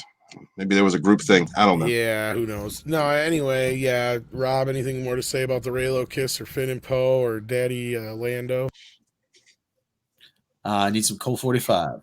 Malt liquor. I need some Colt 45. We got $5 for Talons of Water. I must admit, even if J.J. Lucas' cut of Rise of Skywalker exists, I don't think it's going to change the quality of that movie. No, and that's kind of what we've been saying. It's still going to probably be shit. And I think this leak was trying to play down the Lucas cut because it was like, oh, it was just a few scenes or whatever, and those got nixed right away. And then they've been revamping it since March, basically, in so many words. And that is supported by certain things. Even in Anthony Daniels' book, he's like, they were constantly changing. He was talking about new rewrites like every day. So, and has Disney ever put out a director's cut of a film? Not to my knowledge. They put like that one scene or whatever it was with Endgame, and then I think it was after the movie though, or before the movie, one of the two. I don't think it was in the movie proper, if I'm not mistaken. I didn't go see it, so Disney has not in theaters. No, they did do a director's cut of, I believe, Bedknobs and Broomsticks, if I'm not mistaken, but then they took it down and they replaced it with the HD version, which is the theatrical one. And that was one of the first time I remember anybody really complaining about something being changed on a digital service.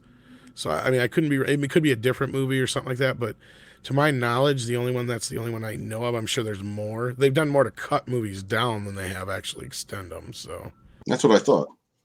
So I'm like, the chances of us actually getting any kind of cut or alternative cut is probably slim to none. Darth Maul just needed a line from Airplane. Never seen a grown man naked to do it over the edge. Put it over the edge, I think is what he's trying to say there. But yeah, you like films about gladiators? Do you like gladiators? You ever been in a Turkish prison? Yeah. bedpost and drumsticks. Okay, well, yeah. So I think we're about to the point here. Was there anything else? I mean, these. I feel like we've gone through them pretty well. We know like what we know of the other leaks and what we can line up here, but our source didn't really sound too convinced by these leaks. In fact, our source claimed they were what most people are thinking. They were actually leaked on purpose to kind of work on JJ's image of this through going through, because this is obviously a clusterfuck. I mean, it's getting lambasted by the critics. Sure, it's doing okay on Rotten Tomatoes, but guess what? It's been sitting at 86% since the damn movie came out. There's something on about that, and I don't have any proof of it. Shut it down. But shut it down. The ratings are taking. Shut it down. Yeah. I remember. All I remember is what Mark Hamill said after The Last Jedi. It's not important if it's of good quality. It's only important if it makes money. And that's where we're at right now with Star Wars under Kathleen Kennedy. Mm-hmm. Yep. I mean, and I mean, our source just basically said no versions of it are any good. Here, I'm trying to bring it up here.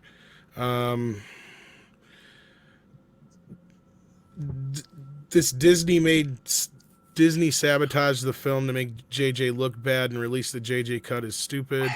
Yeah. I keep seeing videos come up of this, and it's insane. Disney did not sabotage anything. JJ's film tested and did shitty as they. Okay, yeah. How this is worded is messed up here, but basically saying that the early test screening didn't do well, so they said we want reshoots. Disney wanted more of what the fans wanted. The JJ cut was just as bad, and they wanted more fixes. That's where more reshoots came in again. The Lucas scenes were made and discarded. Only a few of them, though, according to this leak. But there was no good to be found in anyone's cut of the movies. The Kennedy cuts were spliced all over, dialing back Rey from being godlike and tossing the past canon even further into the sewer.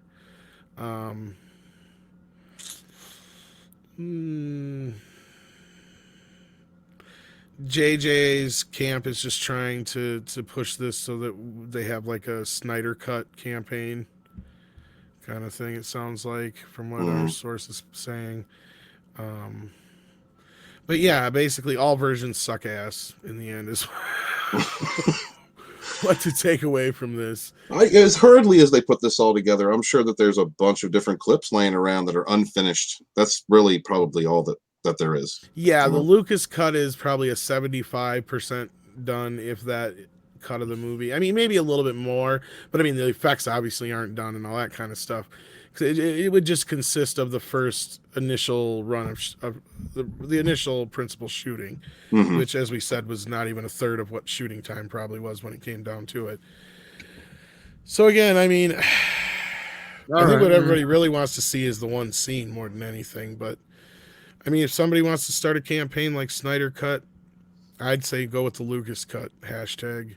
That's just me. What do you guys think? I will do it just to irritate Lucasfilm. That's it. Really, at this point, I mean, if it assists in the effort to get Kathleen Kennedy out of the door faster, yes, by all means. Yes, exactly. Hail Rob, exactly. And like Script Doctor says, remember, JJ steals everything, even releasing the Snyder. It's so sad that he had to leave. I love hanging out with him. Lev Dini, I'm going to screw this up. Lev Dinio 10. Anyone know what happened to Man Smith? Yeah, that would be the Lucas cut. And that's what we're saying. If you want a version of this movie that's any different than what we really got, that's the version you're going to want to see. So that's what we got to take away from all of this. In the end, Steven Ruggs sent us another $4.99, Rob. Hopefully in 15 years, the tech to make movies like this will be available to small production companies, and a fan cut will remake the whole trilogy. Yeah. think we're kind of already there. Whoops, I'm sorry, my puppy's getting all. Get him, Sadie. She's got to go outside. I think we're kind of getting there already. They already have the real-time technology they're using on the Mandalorian and stuff. So really, it's only a matter of years before that kind of technology becomes cheap enough for us to be able to use right in our own. It kind of already is. Look, your phone can do it already with Snapchat and shit. But yeah. Right. There's that phone app that lets you drop a boulder onto somebody's car. Exactly. I mean, it's already here. I mean, yeah. So we're not that far away from it. It kind of already is here. So don't be surprised if somebody does do something to do an ultimate cut of these. I wouldn't be surprised, besides even like Ivan Ortega, who's doing like, his own fan cut or whatever. Somebody will do something to actually complete the films by reshooting scenes and using deep fake and doing some other cool shit. I bet it's not that far away. We're about to see a dawn of this kind of stuff. I guarantee it. At least, if anything, please make this gimmick worthwhile. Right.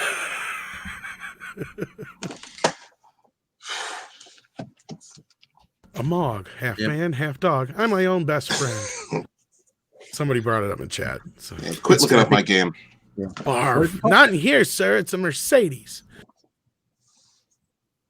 Oh, well, it's called. I think it's called FX Guru. The phone. Yeah, it's something like that.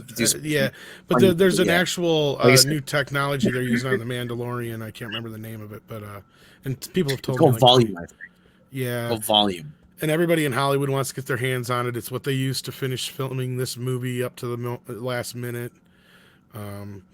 So yeah, I think that's kind of the next step. It's definitely the next step for television for sure. Movies, it's going to help. It's going to help. And there's been some people who are like, oh, well, they just rush these movies. They did in the beginning without going in with a plan. But 2 years between Star Wars movies is not a long time. And that's what I was getting to, is technology has advanced so much that you don't need 3 years between movies like George Lucas did. And George Lucas was also kind of lazy.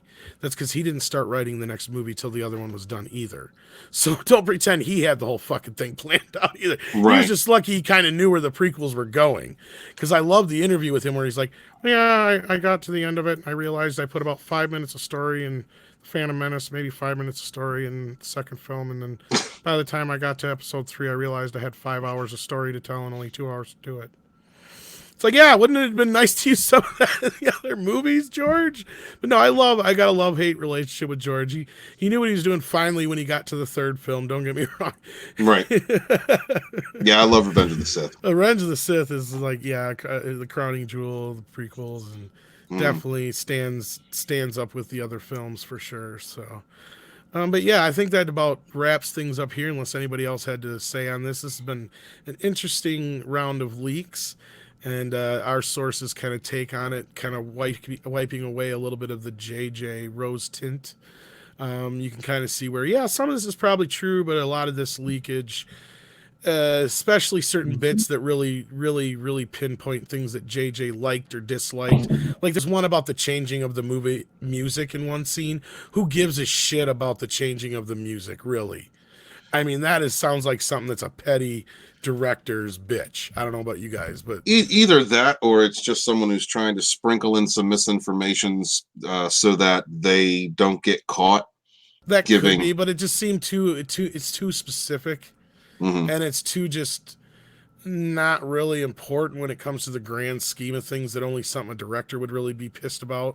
Like he must have gotten into a fight with somebody about it. Yeah, that's ridiculous. You know what I mean? That's what it felt like to me. I don't know, Rob, what about you? Yeah, probably. Peter Hahn, Howard the Duck needs reshoots. Don't give George ideas. He actually discussed that once in an interview. Look, man. If they give us a Howard the Duck reboot, I want some duck boobs. All right, we gotta have duck boobs in the reboot. He's like, what don't you fucking understand? So he's like, would you redo Howard the Duck if you got a chance? He's like, I don't know. I don't think there was that much wrong with the movie. I mean, maybe I'd change the voice. That's what he said. That's all he said. He's obsessed with voices and changing voices. I think we can sum up the Rise of Skywalker pretty much like this. They're inside you building a monument to compromise. That's right. But yeah, I think between the George Lucas bit there and that. I think that's a good place to end this. I don't think we're going to do a Midnight's Edge After Dark tonight. I think I'm about tapped out with this, and we'd probably just discuss this again anyway. But do check out Midnight's Edge After Dark, where we do hang out with Mecha Random and all kinds of different people all week long. And who's hanging out in the chat there. Hi, Mecca. And also check out Stephen Walton, who does have his own channel besides working on the book. Isn't that right? Yes, sir. I have author Stephen Walton is my channel. I do the Fourth Wave with a cool group of cats. Bear, Nerd Fun, Final Death Star, Immortal Coil, and Sporking News podcast every Wednesday and Saturday. We talk about pop culture and BS. And I also do the author interviews on Mondays, where I have independent creators on to in a session, just interviewing them so that the audience and the fans can get a chance to know some of their favorite creators. So stop on by if you're interested in that content, and I'll have updates on my book there too. Thank you. All right. I even popped by there myself. I just want to say that I have, it is that time of year again. I have officially signed up to take the test to go on Jeopardy. So, yeah, I take it every year. Will he or will he, won't he? Find out on Midnight's Edge After Dark. Will he or will he? Yes, it's in about 3 weeks. So, and also check out our other guests, of course. We had the Script Doctor, we had Odin's movie blog, and we had Sadie. She doesn't like the Script Doctor, evidently. No, Script Doctor. No, I'm kidding. She loves him. That's why she's all excited. No, I'm just kidding. I don't know. She just wants to go outside. That's what she wants. She's like, I gotta go potty now. All right. Well, check out minutes. Yeah, check out Script Doctor. Check out Odin's movie blog. Check out Mary Mayhem. Check out Mecha Random. Check out author Stephen Walton. Check out all of our friends that are here at Midnight's Edge and hang out and chill with us. And thanks so much for joining us here today. And the super chats mean so much. So thank you, everybody who sent those. Yes, everybody, thank you for joining us. We know you can spend time anywhere else and anywhere. Thank you for spending it with us. Thank you, guys. We appreciate you. McClunky.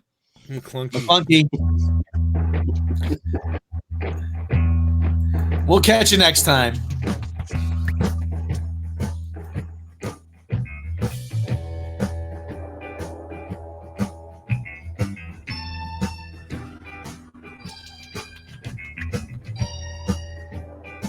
Dun, dun, dun, dun, dun.